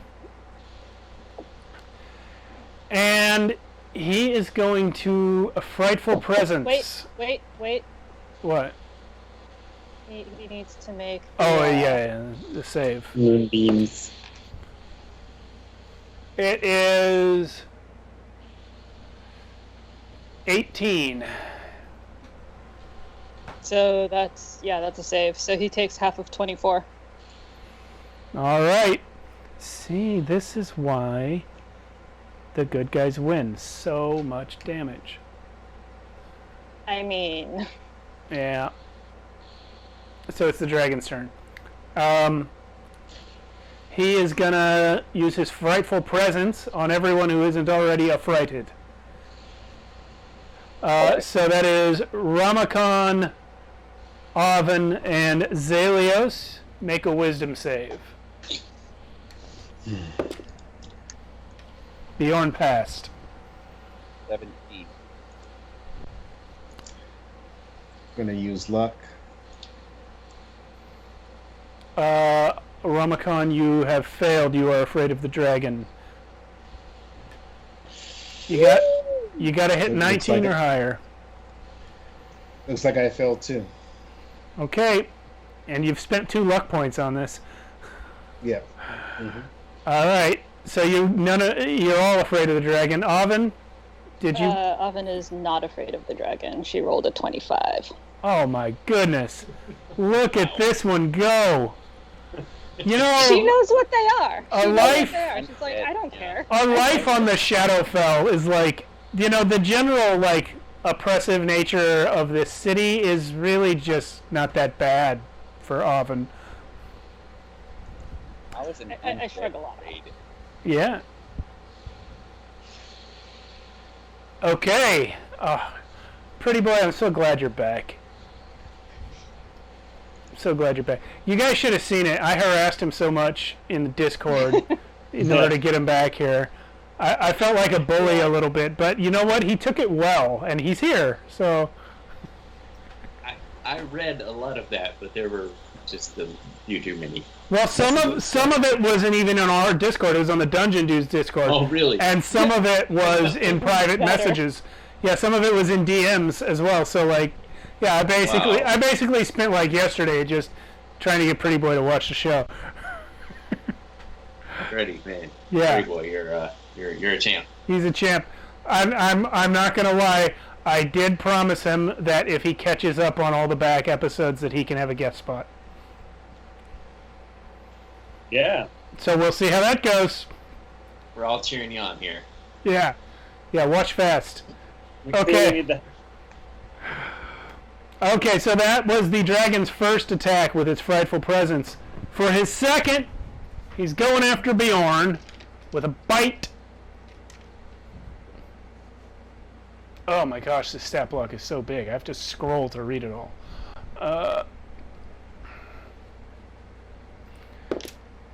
He actually misses Bjorn, and then he's going to claw at Throck twice again. No, he's not. He's going to claw at Ramakon once and Throck once. Oh my goodness. Crit and crit fail. Crit fails on Throck. Crit hits on Ramakon. Wait a minute, Whoa. can I want to make the disadvantage. I use Anthropic Ward to impose disadvantage on that roll. Is that a reaction spell? I don't know that one. It's once per short rest when your creature makes an attack roll against you, you can use your reaction to impose disadvantage on that roll. Nice. Well, you have made an excellent use of that feature because he has now missed you. He misses with... Then that means my next attack roll against the creature has advantage if I make it before the end of my next turn. It's going to be canceled out because of the disadvantage from the fright. But Enough. yeah, you've canceled the disadvantage, so well done. The dragon has missed all 3 of its physical attacks this turn, but has managed to impose fear on everyone except Oven and Bjorn. So, that's the dragon's turn. He has to make a save for the flames. He already did. No, he saved for the No. moonbeam. Save for the moonbeam. What kind of save is it for that, Alan? Dex. Nice. What does 14 get me? Fail. Okay, what's the damage? So he takes 13. All right. Okay. Now it's Oven's turn. So 1, 2, 3, 4. So if he could make that con save, is it? Why does he need a con save? For the Only on his turn. moonbeam. No, the moonbeam's on his turn, Okay. not your turn. Okay. Well, in that case, I'ma go ahead and do a tidal wave. What? Okay. Do I have a marker for tidal wave? I think I don't. Well, Oh, tidal wave. Wait a minute. Tidal wave is a 60-foot line? 30 foot. 30-foot line. This is gust of wind. Aha! Bam! I'm gonna assume. Here's your tidal wave. Who are you hitting? Just the dragon. You So if we could could theoretically get one of those two tentacles with it as well. One or the other. That works. All right. So I'm gonna assume, Alan, that your flames are not on the ground. Even if they were, they can't be extinguished by non-magical means. and the tidal wave, while it is magical water, it is not magical water designed to extinguish flames. So Yeah. the flames will be fine. Ooh. So they are both making dexterity saves. Correct. 10 and 13.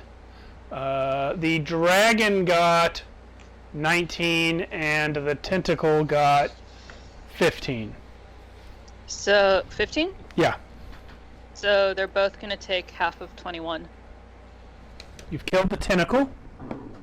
Excuse me. And then I'm going to use my reaction to heal Throck for 8. Cool. Oh, thanks. Very well Good done. turn. The tidal wave Good turn. is done. Although I'm going to hang on to this because I can't find our regular measuring stick, and this is 30 feet long, so we can use that. Oh, yeah. Um, Cool. So that was an action for the tidal wave and a reaction for the healing. You still have movement and possible bonus action. Nope, moving on. Okay. Tentacle time. This one, I'm going to say that you guys who haven't moved since you entered the square, you're actually out of range of that first tentacle. In real life, the game board just ends there. So you're going to have to tell me that you move up before he can reach you. So he could reach... Yeah, he's going to go for Bjorn.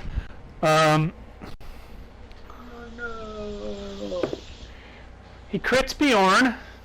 Oh. You've got like 8 crits today already. Yeah, these dice are really critting. Although one was a crit fail. And I got some bad news for you guys. Bjorn is unconscious.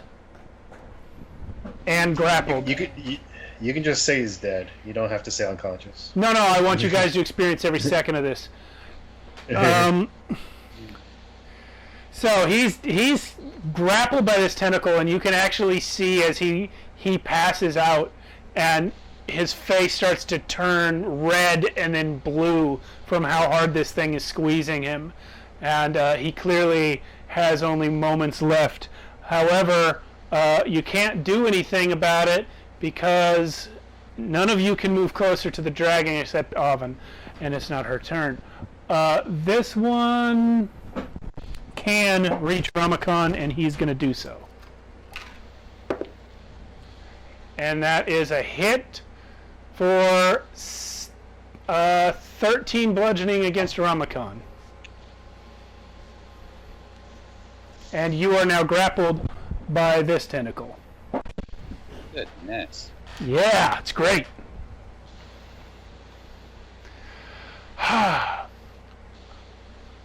I probably should have warned you, Eric, that combats in Archonia can sometimes be right down to the wire. Yeah. I haven't been able to do anything yet, other than try to get out of some sort of hold or grasp. I love it. Okay, that's the tentacle's turn. Ramakon, you are up. Now, you can, speaking of not being able to do anything, just because you are grappled does not require you to try to escape the grapple. Just saying. You can do something else with your action. How? Okay. The grappled condition does not prevent you from attacking or casting spells or anything. Does it put me at disadvantage? No. Okay, And then I want to cast. even if it did, you were already at disadvantage from the fear, and you've canceled that disadvantage against the dragon because of the thing that you did. I want to cast Hold Monster on the dragon while I'm grappled. Nice. That's a wisdom save, correct? That is correct. Yeah, and there's no advantage because I believe, right? Yeah, there's nothing that would give him advantage or anything. Holy moly! I rolled a 3 on the die, makes it a 12. You lost. Oh You my failed. gosh! You are the creature is now paralyzed. Wow! And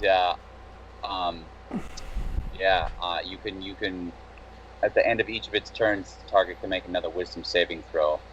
On a success, the spell will end, but you are now paralyzed, and that is it. So, Okay. does that mean then that the grasp on Bjorn is let go? No, because that wasn't the dragon. That was the tentacle. Oh, that was a tentacle. My bad. I thought it was Yeah. okay. Yeah, I know these tentacle minis that I have are much smaller. Like the tentacles are able to stretch out to 35 feet, but yeah, the one closest to camera has Bjorn, and the one behind the dragon has Ramakon. So they're just imagine they're stretching that distance and wrapping you guys up. Yeah. Yeah. So Ramakant just closes his eyes and thinks of a hand grappling the brain of this dragon and like squeezing on it. Causing him completely just let go of everything and not be able to move. And the rest of you actually for a moment see a skeletal hand in the air, just like a translucent shadow of one grab this dragon by the head, and then it just freezes and can't move anymore, even as it continues being burned by both the dark fire and the moonbeam. Just stands still and takes it. Throck, your turn. He in his mind he telepathically speaks to the crew saying, "Destroy it now." You don't actually have telepathy though, do you? Yeah, he does. Oh, really? Ramakant can speak telepathically. Oh, right. I forgot because of the Great Old One feature. Yeah. Yes. Yeah. Because of Abe. Heck yeah, Abe. Okay, so that has happened. Throck, you're up. Yeah.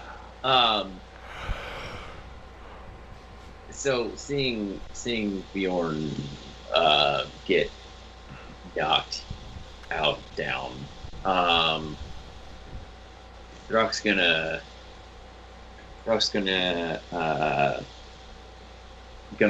actually move towards that tentacle that's got him. Can't move towards the dragon. Doesn't really. It's like in a minute.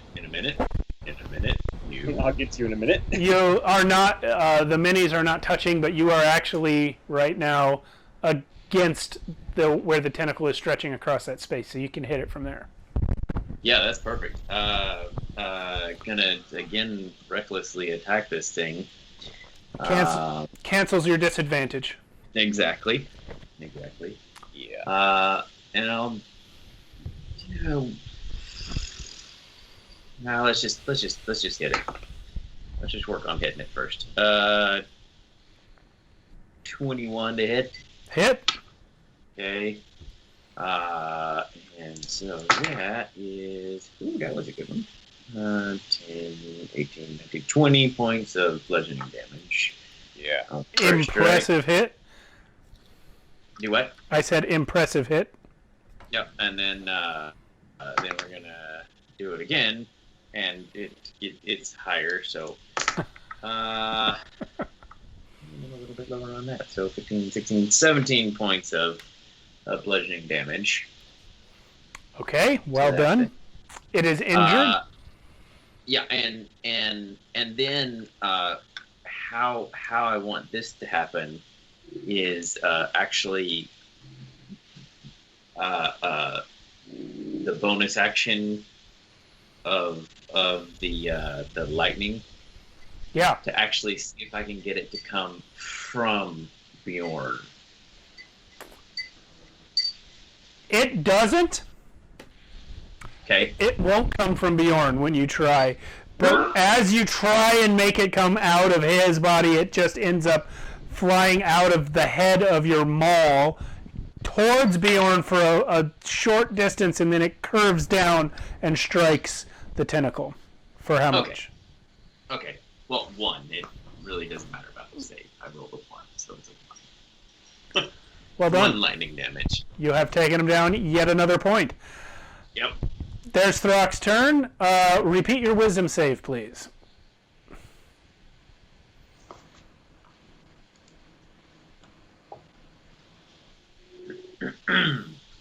Five. I have a question for you because I don't have your sheet up. Is it numerically possible for you to get 19 or higher on that save? Yes. Okay. Zalios, your turn. Hey, Steve, by the way, I don't think I made a save to be is it unfrightened? Yeah, go ahead and do that. I forgot to do that. I just realized. Yeah, I forgot as well. 22. You're no longer frightened. It's at the end of your turn, so it wouldn't have affected anything you did, but it will for next round. And because you've passed the save, because you've broken the fear like that, you're now immune for 24 hours. So, Zalios, you're up.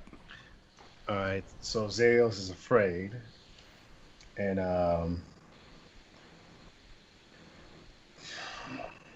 he's gonna take this time and pull out the Stone of Power? Pearl of Power, yeah. Pearl of Power, and he's gonna grasp it and take an action to get a spare slot back. When you do so, the fear effect ends on you as well. Nice, cool, and that'll be his turn. Okay. That's your whole turn. Daro, you're up. How far am I from the dude, the dragon?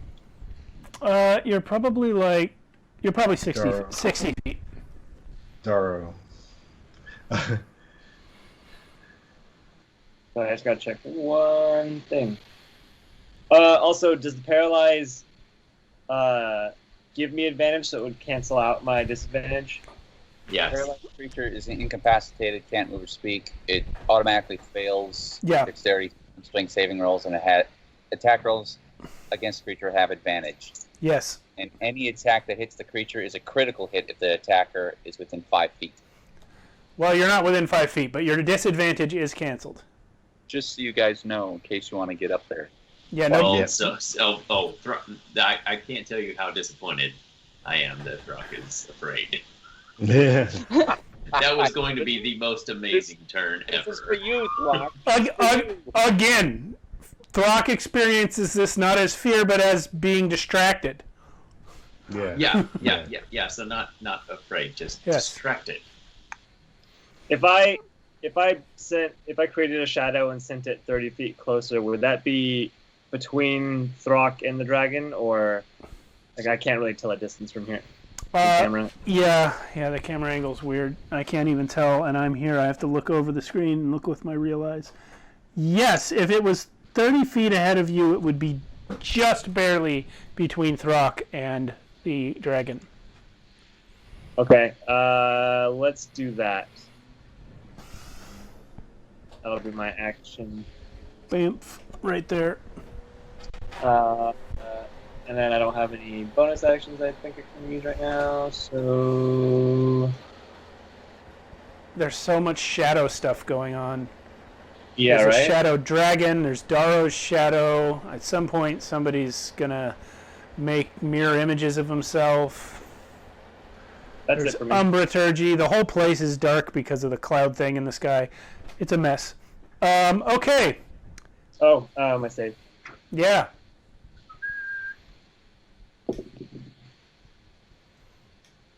Still 17.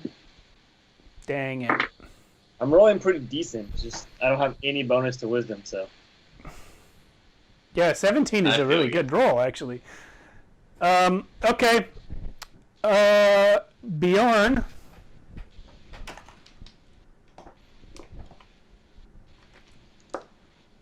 Continues attempting to die. And now it is the dragon's turn. He can't do anything except, well, take damage and then make a save and then take more damage. Alan, the spell you have on him deals damage at the end of his turn or the start of his turn? At the end. Okay, so Avon's first. Moonbeam, what is it? Fails the save. Failed the save. 33. Oh, he auto-fail saves, doesn't he? He just says that he, let's see. It says the creature Strength and automatically dex. fails strength and dex saves. Okay, so he wouldn't have auto-failed that one, but he failed it anyway. And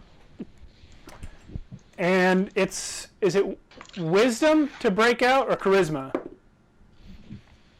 Of break out of the monster. Yeah. Wisdom. Okay, he got 16. He failed. He is still held. Alan, Nice. does he make a save on the fire? Yep. At the end of his turn, yeah. What's the save? Dex. He auto fails it. What's the damage? Ooh, yeah. It's gonna be.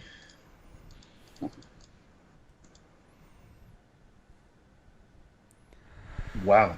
19. Okay. You guys have dealt so much damage to this creature. And you know what? I wish I hadn't been so nice. I held off one round before using any of his legendaries. Now he can't use them. Should have killed us sooner.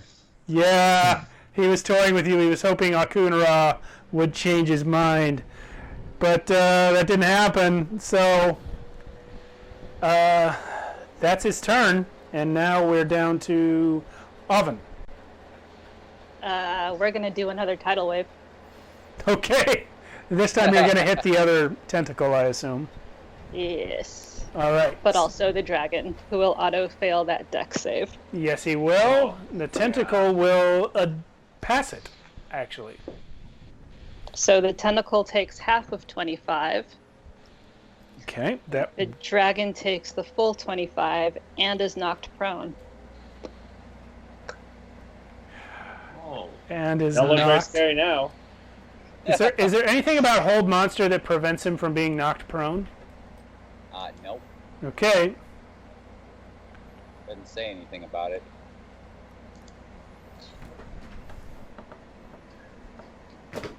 Crash.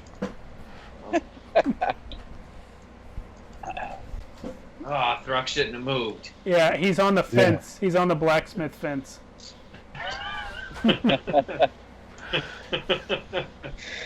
Not so tough now, huh, slave? Oh no, you're talking trash to him. He can't even speak. That's right. He can't speak. What's that? Cat got your tongue? Oh my gosh. A mummy's got his tongue. Okay. The tentacle. The cat. The tentacle is going to continue. The one that has Bjorn is going to continue attacking Bjorn. At which point Bjorn is definitely 100% dead. He has been crushed. You see his middle get smaller. Goodbye, monk friend. Sorry, gang. The tentacle that has Ramakan is going to do the same thing. It's going to constrict you. It's 18 to hit. That hits. 13 bludgeoning. And you remain grappled. Just Throck was like the only one to even try to save Bjorn. Yeah. I mean, it was fairly hopeless. Nothing on could grapple. Yeah. Okay. Well, I liked Bjorn. I was hoping to get more use out of him, but the dice are the dice. He's gone. Wait a minute. I can cast. I think I can cast the spell as a reaction against being hit. The spell is it sets him on fire. What the heck? a lot of stuff in Hellish Rebuke. That's it. You have Hellish Rebuke? I do. Okay, what's the attack roll? I don't know. I believe you have to make an attack roll. This says point your finger at the creature that damaged you. You point your finger in the creature that damaged you is momentarily surrounded by hellish flames. The creature must make a dexterity saving throw. Oh, it's a dex save. I thought it was an attack roll. Yeah. Okay. He gets a 9. Failed. What's the damage? It would be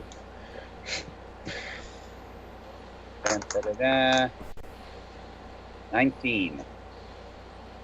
Okay, you reduce this thing to ashes. He points his finger out through the tentacle that's holding him. Because he's grappled.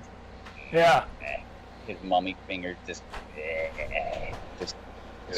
fire comes out of it. Just Yeah. ignite. Oh, I love Rumicon. Okay, so that thing's dead. Oh, wait. Oh, no, you didn't. I'm sorry, you did not kill it. I was looking at the wrong hit points. You would have killed the other one, but this one. One is still alive. So it was 19 damage. Yeah, that makes more sense. Oop. Yeah, so he still got you, but you did hurt him quite a bit. Cool. That was the tentacles, and now it's Ramakon's turn. So I'm grappled still, right? Mm-hmm. What do I do to get out of it? An athletics check. Right. Dang it. 8. You are still grappled, and you've wasted your action. And that's about all I can do. Correct. So I'm done. Thanks. You're welcome. Thanks for playing. Hey, you're doing an amazing job holding that monster. Right now, Okay. I'm still you're- concentrating though. He's like, you're saving us. Oh, You're wait a saving minute. us. Are you still concentrating? You took damage from that tentacle, so oh, roll yeah, I gotta. roll a concentration check. Oh man, no. I lost 5. You got 5. Oh no. That was horrible. Oh boy. Oh rolled it. boy. Okay. That's why I said attack him now. Well, they did as much as they could. Yeah. The like dragon one person did. is no longer held. When that tentacle squeezes Ramacon and then gets engulfed in Ramacon's hellish rebuke, the dragon is freed. He's still prone. He's still in the moonbeam. He's still on fire, but he is no longer held. So Ramacon's turn is over. Wait a minute. We did the tentacle. Okay, yeah. So. Oven, I gave you a turn this round, didn't I? Before the tentacles? What was the last thing you did? another tidal wave. Yeah, I did a Okay. second tidal wave. Yes, that's right, I forgot. Okay, so, Throck, you're up. That tentacle still needs to go away. Yes, he does! So, Wait a minute. Or, Hold on a second here. Holding on. Wait a minute. Yeah. I was wrong on the amount of damage I rolled, because it should be a 5th level spell roll. I only rolled it at... Oh, crap, I only rolled a 2d10. That tentacle should have been destroyed. No, roll the extra dice. These tentacles have more hit points than you think. Okay, so instead of rolling a 19, I should have rolled a 34. Okay, That's a big... My bad. it still is not dead. Throck, your turn. 20 to hit. Hit. Okay, that is... That's a good one. 22 points of bludgeoning damage It's dead. on that. Okay. It collapses into liquid just like the other one did. Well, that's crazy. Okay, so that being the case, Oh, let's see. Oh, I think I know what you're gonna do. What do I do? What do I do? Yeah, it's gonna happen. Yep. Yeah, it's just gonna happen. Yep. So I'm gonna look over at that thing laying down on the ground and go, I just remembered you could do this. yeah, all right. And throws the hammer at the guy there. Okay, Joshua, your video froze for a second. In what manner do you throw the hammer? Just a full like rear back. Everything he's got. Just one-handed?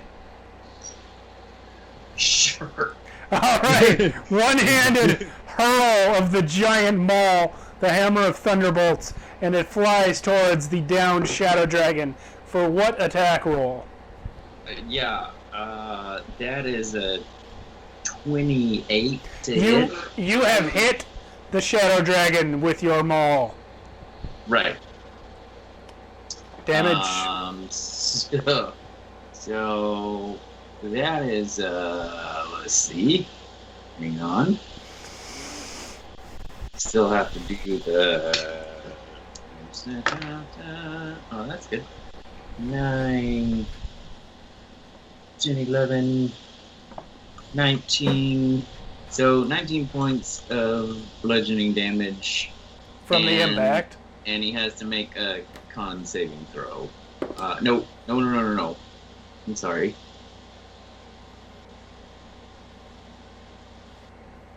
Yep. It emits a thunderclap audible to 300 feet. Hell yeah, it does. Bam! Yeah. Bam! It says. So. And that thunderclap, for the record, is at the exact moment of impact. So it sounds to the rest of you as if the hammer hitting the thing was just that loud. And everything within 30 feet, it's got to do a Constitution saving throw. Well, I'm afraid that includes you. I'm okay with that. Okay.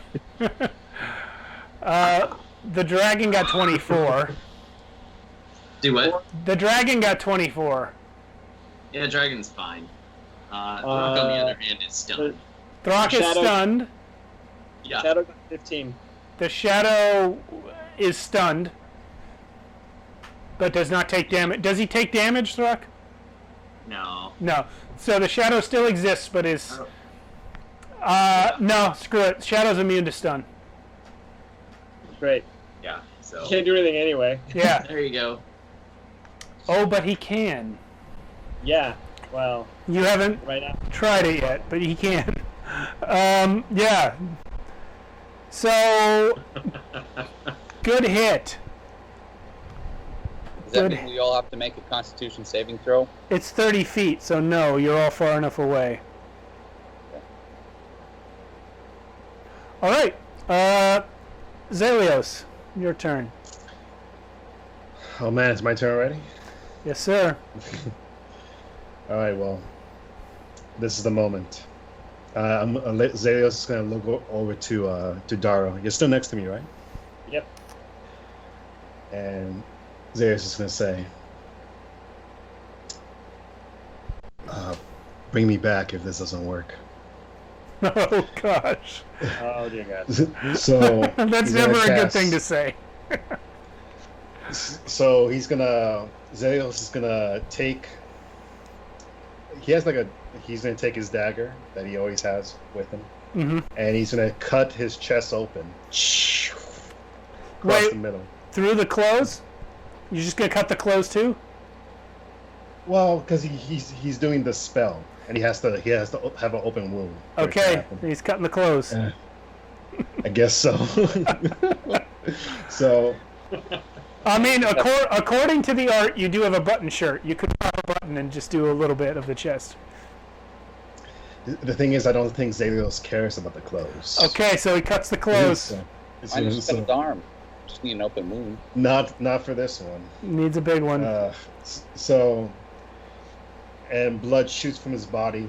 He's gonna be doing draining thread onto the dragon. Okay. There's a save for that, right? Yeah. You're gonna do a dexterity saving throw. He's prone. Does that matter? I don't think it does. I'll look. No, it doesn't. Yeah, it doesn't. So before. Yeah, he gets a 28 on the dex save. All right. Well, I already made my decision. Yeah. They also used up all of his health, except for 1 point You are at 1 hit point, Zeros. to add on to the spell. And so is it half? So the hit. I think The you just damage. straight miss, but you can read it again, double check. It says so. Open wound. Cast a spell. Must suspend a number of hit points. The creature must then succeed on a. Creature must then succeed on a saving throw. Yeah, he does. He Or takes no damage. So he takes no damage. You So have forget only harmed what yourself. I'm going to say. However, because I told you that he passed the save before you told me how many hit points you were spending on it, and you still told me what you decided, truthfully, you may take an inspiration point. Because you could have changed it. You could have changed it and you didn't. So you have an inspiration point now. Thank you. All right. And that goes. So I am currently at 1 hit point. Yeah. Good luck. Daro, you're up. I need a bonus action hide, if I can, somewhere nearby. I can't. Okay, I'm going to move the camera so you can see your surroundings a little better. You are not able to hide unless you can realistically get behind something that would conceal you. I mean, I could get behind the blacksmith thing if it's not technically closer to the dragon. Well, let's see. Yeah, it would be moving you closer. Yeah, you I go could go around the corner of that building. That was my next one. Yeah, can I go to the corner of the building? Yeah, I'll just have to take you off the board, but there you go. That's fine. All right, now I'm gonna fire an arrow. I had to cancel that stupid disadvantage thing. What are you firing an arrow at? The dragon. Well, you can't fire an arrow at him without seeing him. So I if can't you can, fire around the corner of the. if you want to fire blind, you have disadvantage anyway. And you're at disadvantage because if he's prone, unless you're within 5 feet of someone's prone, your roll is at disadvantage. Yeah. Your attack alright. roll.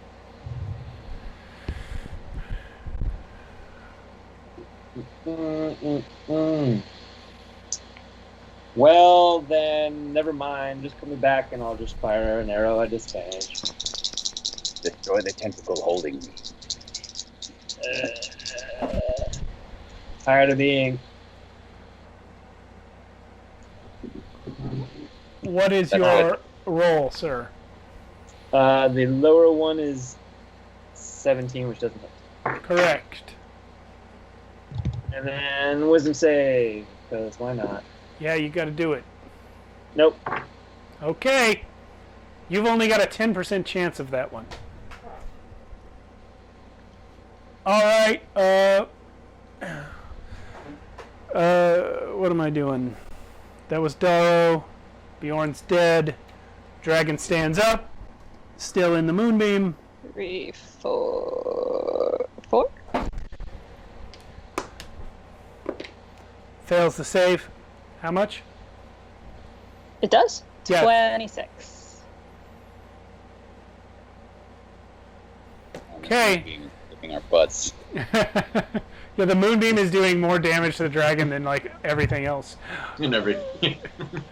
I gotta get me some of this moonbeam. This is what Ramakon starts thinking. I've got to learn this spell. You can't.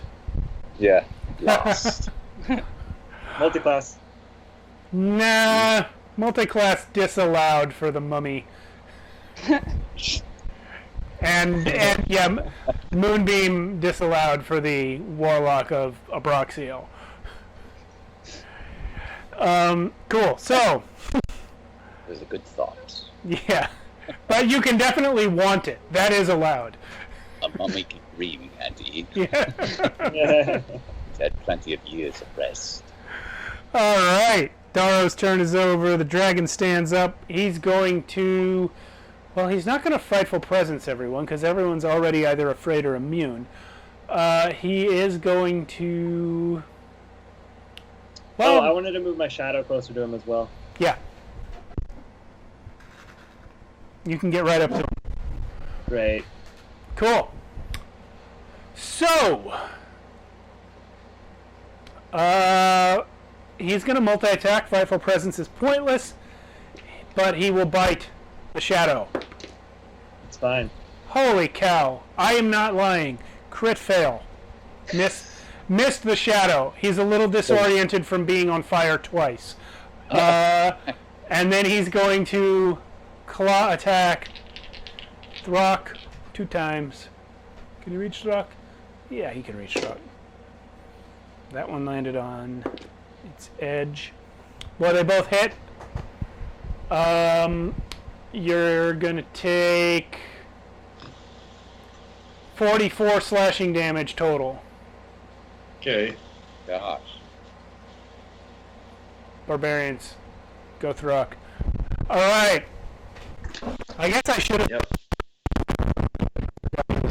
Also, No. he can see Throck. No, you did it right. You could have used him. He's grabbed still. By the way, did you add the +2 AC from the shield thing for Throck? Just checking. You cast that shield on. I just got really high numbers. I didn't do the actual math. What is your AC, Throck? Oh, it's 17. And Okay. is that with the 2? Yeah. Okay, yeah, he hit you. Because my half plate is garbage. Yeah, the half plate got dissolved That's right. We gotta get you some new half by the plates. giant slime. I mean, Yeah. just saying. Okay, so that's the dragon's turn. He's not going to move right now. He is going to take the fire damage, though. Yep. What's the damage? Well, you gotta save. Actually, you got to save. You took damage. You gave yourself damage. You have to do a concentration save. Dang. Concentration. What's It's a Constitution saving throw, and you have to beat 10, or you have to get 10 or higher. Oh yeah, I did. Okay, so you still have it up. What's the damage? Well, you gotta do the save. He fails the save. Man, I wish you would have saved last turn.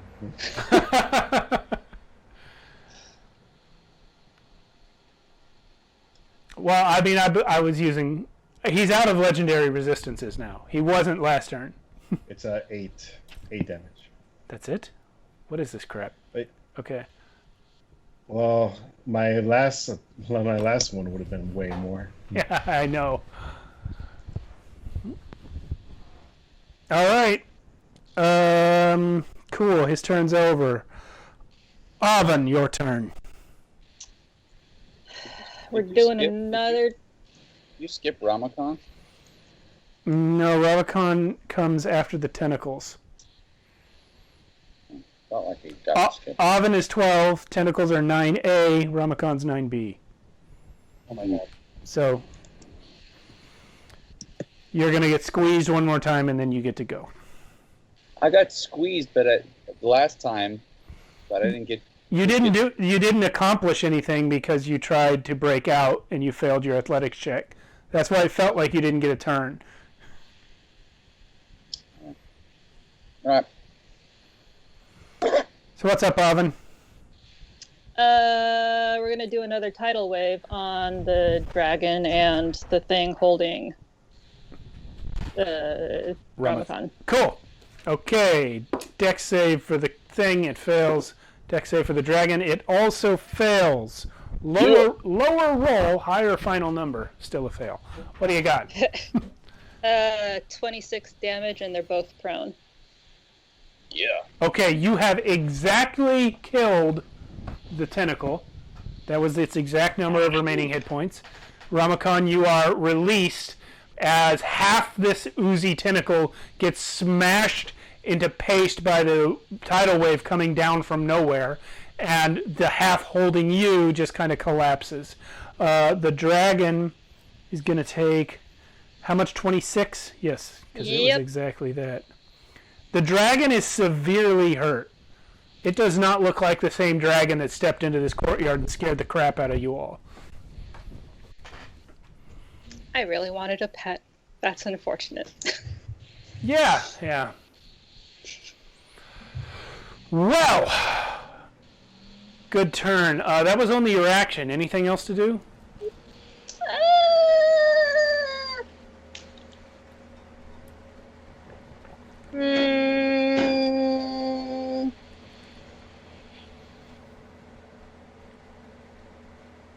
Got truck right now. What? I didn't hear you, Matt. Oh, I just heard a lot of loud noise. Yeah. Oh. Yeah, sometimes really loud. What is to my left? This is a bunch of crap in front of a house. This is like a collapsing wall, and then this person looks like they sold vegetables or something, because there's just a bunch of crates and boxes of vegetables out. That thing is like wine bottles. I'm going to kind of step behind that. Like this? Or my hand's in the way. Like that? Yes. Okay. Correct. Okay.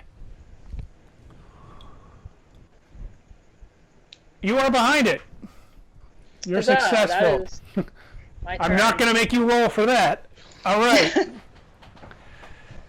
Tentacles are all dead. Ramakhan, your turn. So Ramakhan is, after being freed from the tentacle, looks back at. Is it? How do you say your name? Which? No, Avon. Avon. Oven. And says thank you. But he telepathically says it, and then he looks back at the creature and he walks up to it, and he casts. Well, actually, no. You know what? He's going to stay within. He's going to walk around it to where he can get the +2, whatever that is that we've described. All right. And he's gonna cast infestation. Yeah, just, be careful of that moonbeam there. Yeah. So the dragon is large enough that Ramakhan can be adjacent to it and not in the moonbeam. Okay. So I still okay.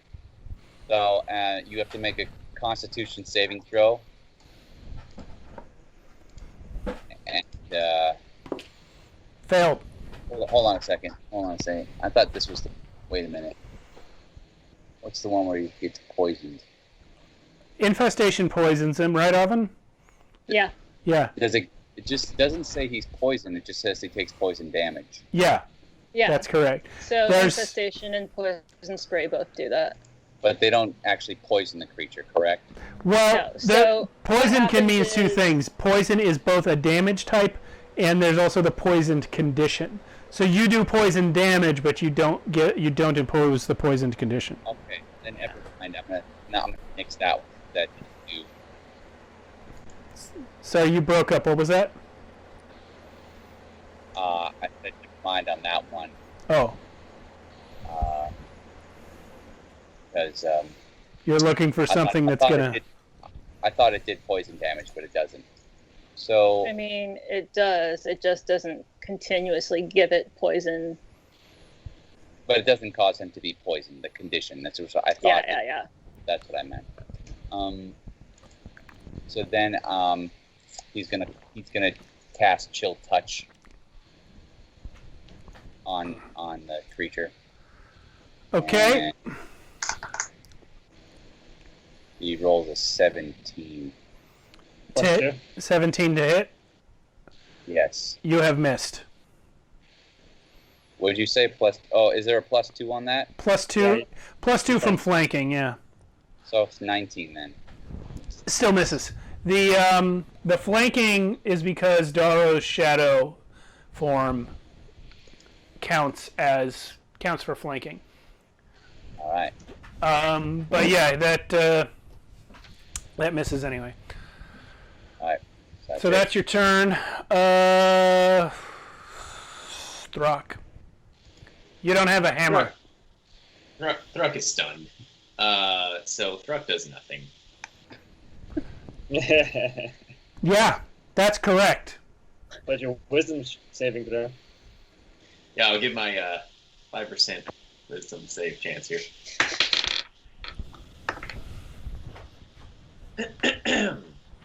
8. Cool. I would like to point out that the stunned condition, you can't move. You speak haltingly and in fragments. Autofill, strength, and dexterity saves hostiles have advantage. That's all it says. You are still able to take actions. Oh, really? Bonus actions and free actions, but you can't move. Well, that's just ridiculous. I agree, and I wonder if this thing that I printed out for my DM screen is incomplete, because that's all it says. Because I really want to do this right. I don't want to... a stun creature is incapacitated, so... Oh, yes. Cannot take actions or reactions. Yeah, that's right. I hate when a condition references another condition. I know. It should just say it all in one place. It's not. That's not nice. So. All right, you're correct. So you can't take actions or reactions. However, this is what I was going to say before I reread it. It does not stop you from doing things that are free actions, such as picking things up, dropping things, or drawing weapons. Yeah. So he's gonna take out the stone maul and hang on to it. Yep. Okay. Just in case. Zelios, your turn. Man. Gonna move a little bit to the left so I don't hit Throck. I know. Thunderbolt. Oh. What about Ramakan? I'm behind it. Yeah. You're gonna hit Ramakan. Yeah. Where'd it go? Thunderbolt. Lightning bolt, right? You mean lightning bolt? Yeah. Sorry. Yeah, lightning bolt. Is this like a splash damage type thing? It is a line spell, and you can angle it so it doesn't hit Ramakan. Yeah, if he angled it up. Yeah, I didn't even think of the third dimension. Yeah, you can angle it up. You're the first person that says that. I could have angled it up this whole time. Well, most of the time you're not fighting something that's 50 feet tall. So Dex, saving throw. He passes. Half of 41.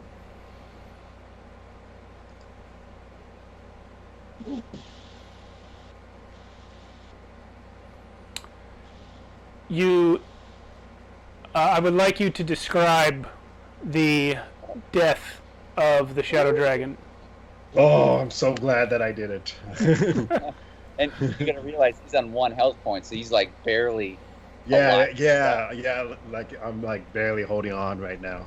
So it's like after ripping out all of my insides to like try to kill him, and then him save himself. Zales just like kind of quivers his hand up and like just shoots the lightning directly out on him.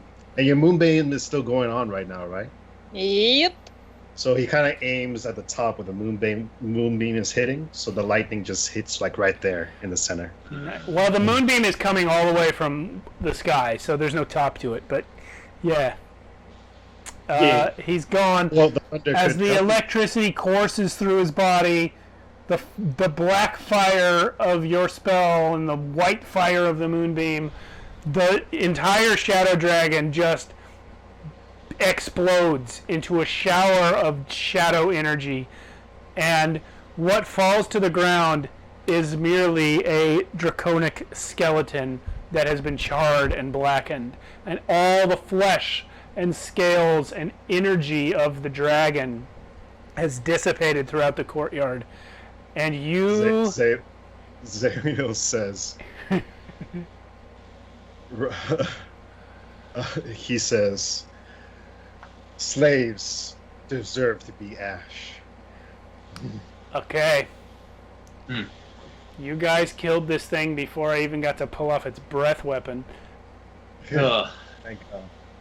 I love it how there's like a white spot right where it was. Like that's the ash from the. Yeah, that's actually the token for Moonbeam, but yeah, now it's ash, sure. Yeah.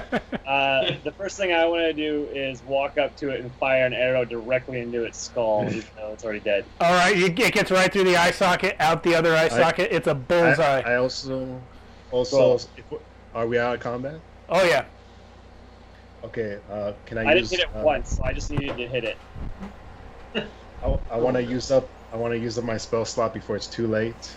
Okay. I want to bring back the monk that just died. Revivify? Yep. How much hit points does he get when he comes back? 1. Okay, so he's lying there, you touch him, and like his body, which was squeezed down to just a few inches in the middle.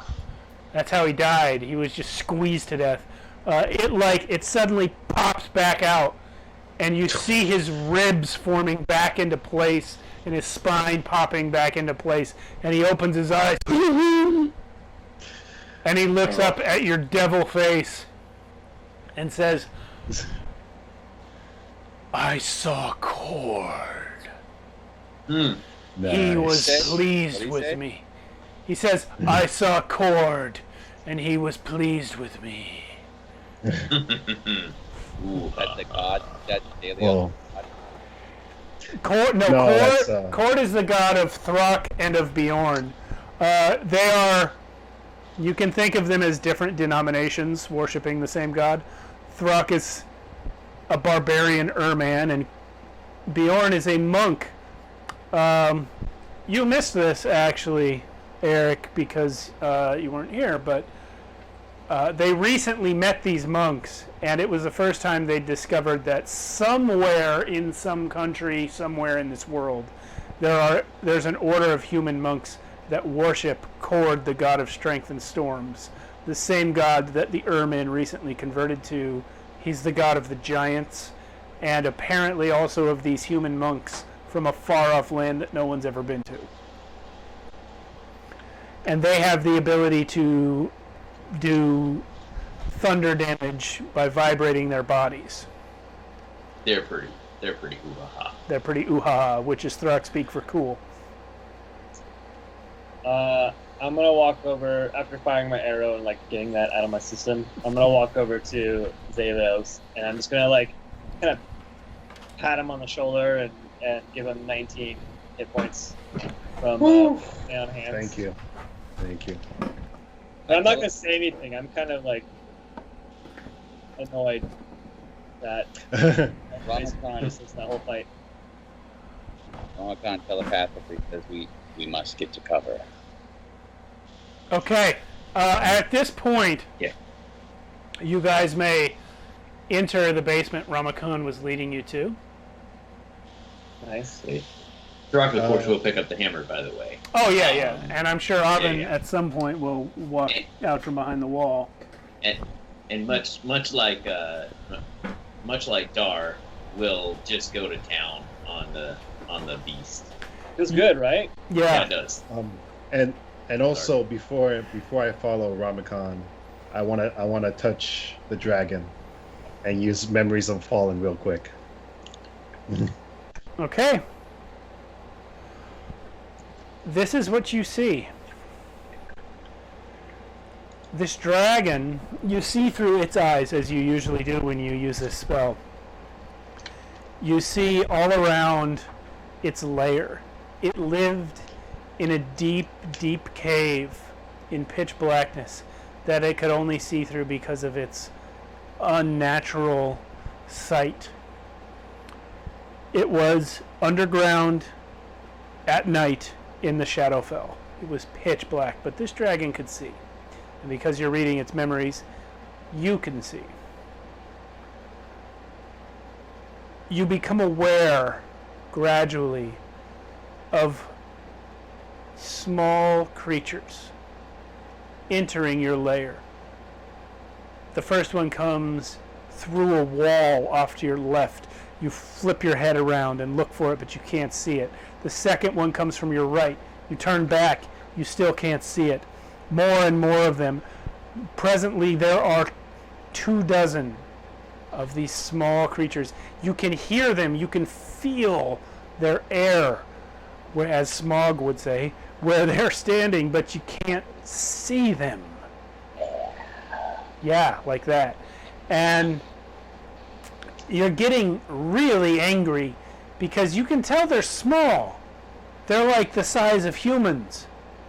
And you've lived in this lair undisturbed for centuries. But all of a sudden, they all appear to your eyes. Their veils drop. And you are surrounded by illithids, mind flayers. And in unison, their burning eyes focus on you, and their psychic assault comes, and your mind breaks, and you are theirs. End of memory. Good to know. Of memory. Zalios kind of just puts his hand up and says, I won't become like you. Okay, I want to clarify something. Throck. Yep. You had a star spawn on your back when you entered this courtyard. Yeah. Where is it? Yeah. He's still hanging. Like, I put him to where he's, like, through one of the bag You're loops. still carrying the fucking body? Yeah, of course. Okay. He did all that on his shoulder. Yeah. There's actually a little spot just right over the right shoulder that's reserved for sliding things through. I would like to point out, the first couple art pieces that I did for Thruck, he was not carrying the bags. But the current one, he is in fact carrying the bags. Because Thruck carries the bags. Alright. The bag? Is this what's his name's bag? The wizard Ra's bag of No. the thing? No, they don't have a bag of holding. But Thruck carries everyone's bags. Yeah. Early on in this game, the other players convinced Throck that being the one who carries the bags was a show of strength, and that it meant you were powerful and in charge. So none of them have had to carry their own shit the entire campaign. I carry the bags. I recall it being more of just like a disguise. When we were trying to enter the city, the only way we could disguise them was to make them look like a servant. Yes, that is correct. But in the process, you convinced Throck that was the way it works. Ah. Yeah. Oh, Because right. the disguise. Yes. All right, so you guys are able to make it to a building around the corner, and Ramakan leads you to a basement. Throck still has the body. What's up? Can Throck take? Throck wants to knock out some teeth. If there's any teeth left, Oh yeah, take all the teeth you want. gonna do it. Just gonna take them. Just take them all. Okay. We're In gonna. my smashing of the thing. I'm gonna hit you up between sessions, and we're gonna go over your weight capacity. This almost never comes up, but at this point, it's gonna come up. Okay. Yep. So yeah, you get how many teeth? I don't know. There's so many teeth. There's like it's a shark mouth. You could have any amount of teeth you want. It probably gonna has. say 42. 42 teeth, no problem. For now. 42 dragon teeth will weigh 3 pounds. Cool. Yeah. All right.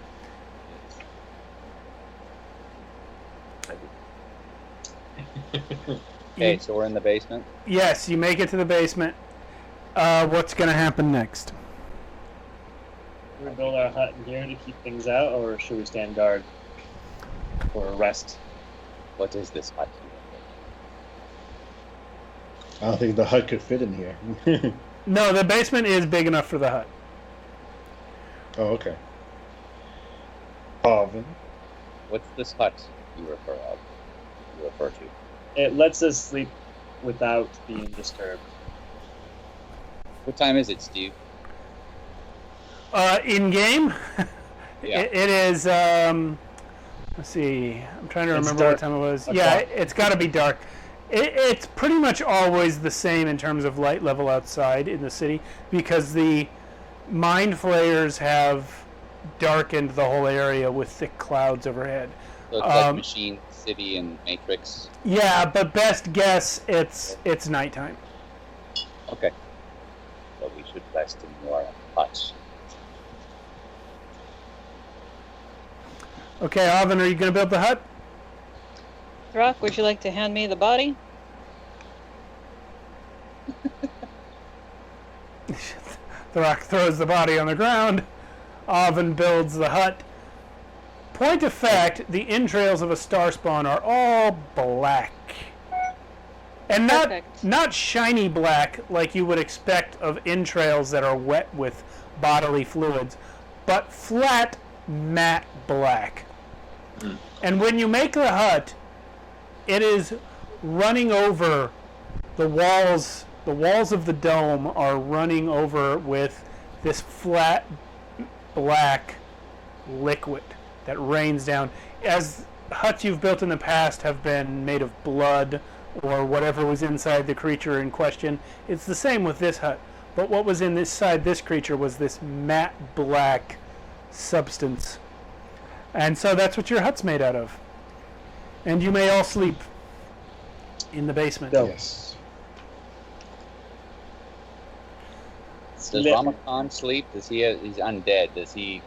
I don't think you sleep. I haven't looked at your racial features in a while. Let me see. By the way, for those watching, Ramakan's race, along with Avin's race, are both from the Dark Arts Player's Companion, which I mentioned at the top of the show. It is a third-party supplement for D&D that you can find on the internet, created by John O'Man 3000. Racial traits, dark vision, alignment, rotting fist, speed, undead. You are considered undead. Yeah. You are considered undead for. You're immune to disease. You do not need to eat or breathe, but you can ingest food if you wish. Instead of sleeping, you enter an inactive state for 4 hours each day. You do not dream in this state, but resting in this way is otherwise identical to sleeping. So, you only need 4 hours of inactivity, but you don't actually sleep. Is that a long rest for Ramakan? 4 hours? You still need 8 hours for the long rest. The other 4 hours have to be light activity or no activity. But Okay. you only have to be in that inactive state for 4 hours. Like while we're setting up for bed, I'm gonna go over to Ramakan and ask him, you've been here a couple of weeks, right? Have you seen any way of stopping this?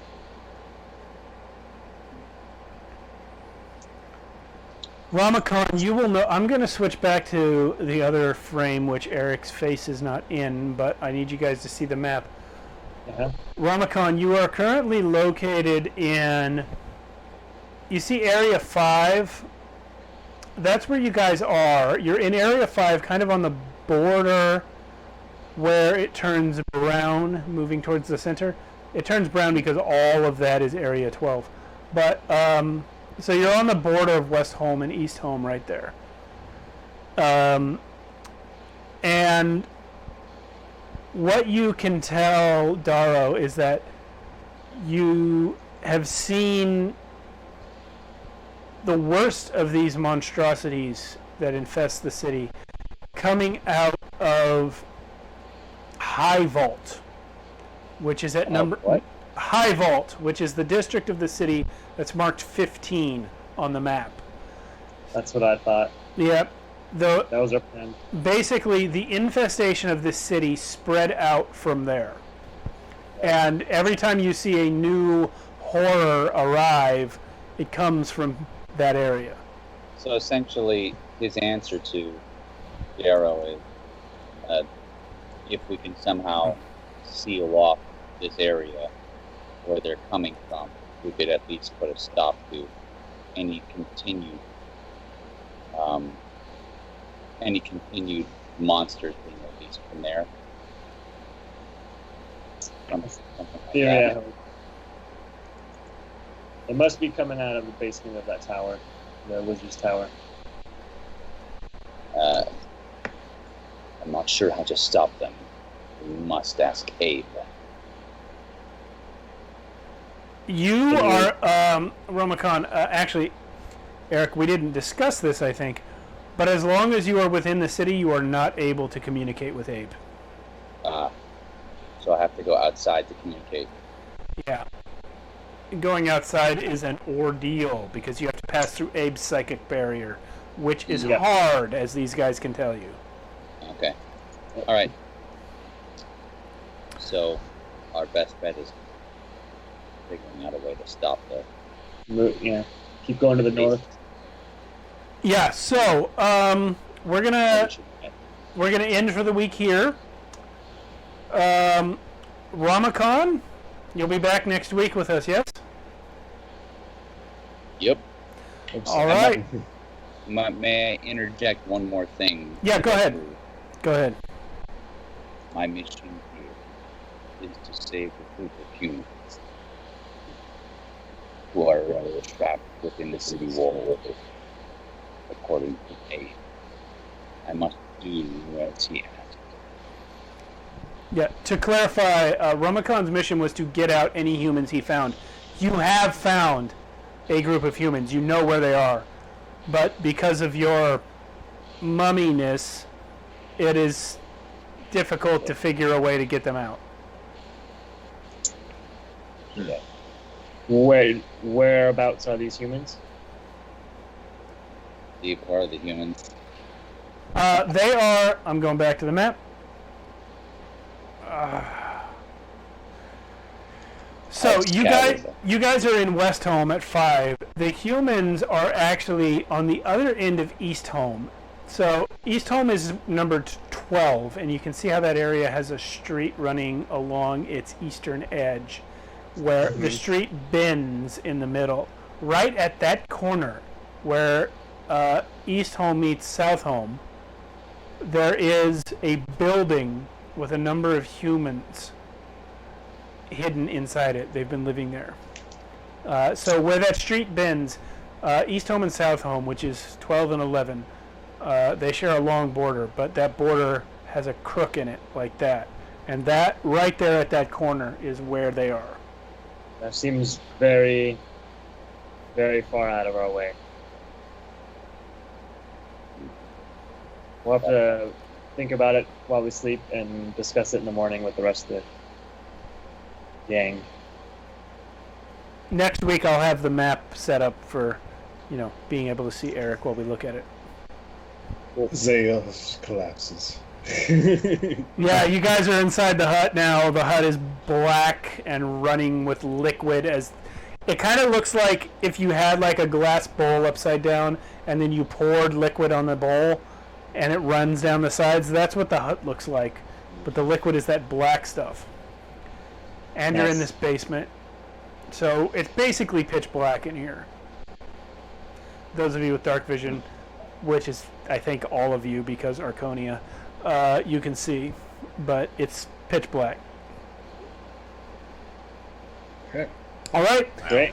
We're going to break for the week. Thanks for watching, everyone. Great to have you back, pretty boy. And believe me, I have plans for you if you ever do your guest spot. So we're gonna have you on hopefully someday.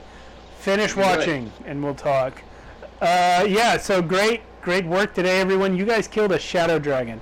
I am not gonna lie, I forgot a lot of his moves, but nonetheless, you guys did great. Because some of his moves he couldn't have done. He was in that hold monster spell for a couple turns. Yeah, that was Ramakan clutch. Yeah, thanks, God, for yeah. Yeah, The team effort. yeah, incredible stuff. Dumb. You guys keep Dumb surviving that things involve that wisdom. you guys keep surviving things that you shouldn't survive. At the outset of this campaign, when we were having our session zeros, I told these guys that it was going to be brutal. Character death was absolutely going to be on the table. The dice keep saving you. And we're at level 9, and everyone's alive. Yeah. Well, the dice have It saved came you close. in It came numerous close a Oh, couple yeah. times. in numerous battles. The dice have saved you. Other times, good play has saved you. Other times, me forgetting dragon powers has saved you. But That was good. yeah, you guys are doing really well.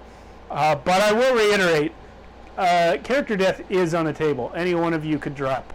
I am not holding back on you guys. So Yeah, it's fine. I'm sure we're gonna be fighting some monsters soon that you're gonna just say save for death. yeah, no, I don't. Save I don't like save or die things. If you die, I want to be because you did some bonehead shit, but or just because the battle went that way. I don't like save or die mechanics against players. But yeah, that said, It says intellect that, devourers are a thing. So I've used them, and they're kind of save or die. So I can't believe Throck saved against that one. Anyway, that's it. Just We're so. yeah, that was early. We could have lost Throck in like episode, what was it, 10 maybe 8? We could have lost Throck. Yeah. That was the first of many could have. Yeah. Throck's been at 0 HP. Zalios has been at 0 HP. I think Oven has, I'm not sure. Daro never. Daro's fine. Yeah. Yeah. Alright, guys. All right. Well, Good night. We'll see See you later, everyone chat. in a week. And we will have Eric back then. And everyone will continue trying to somehow survive the Mind Flayers. Yep. There we Adios. go.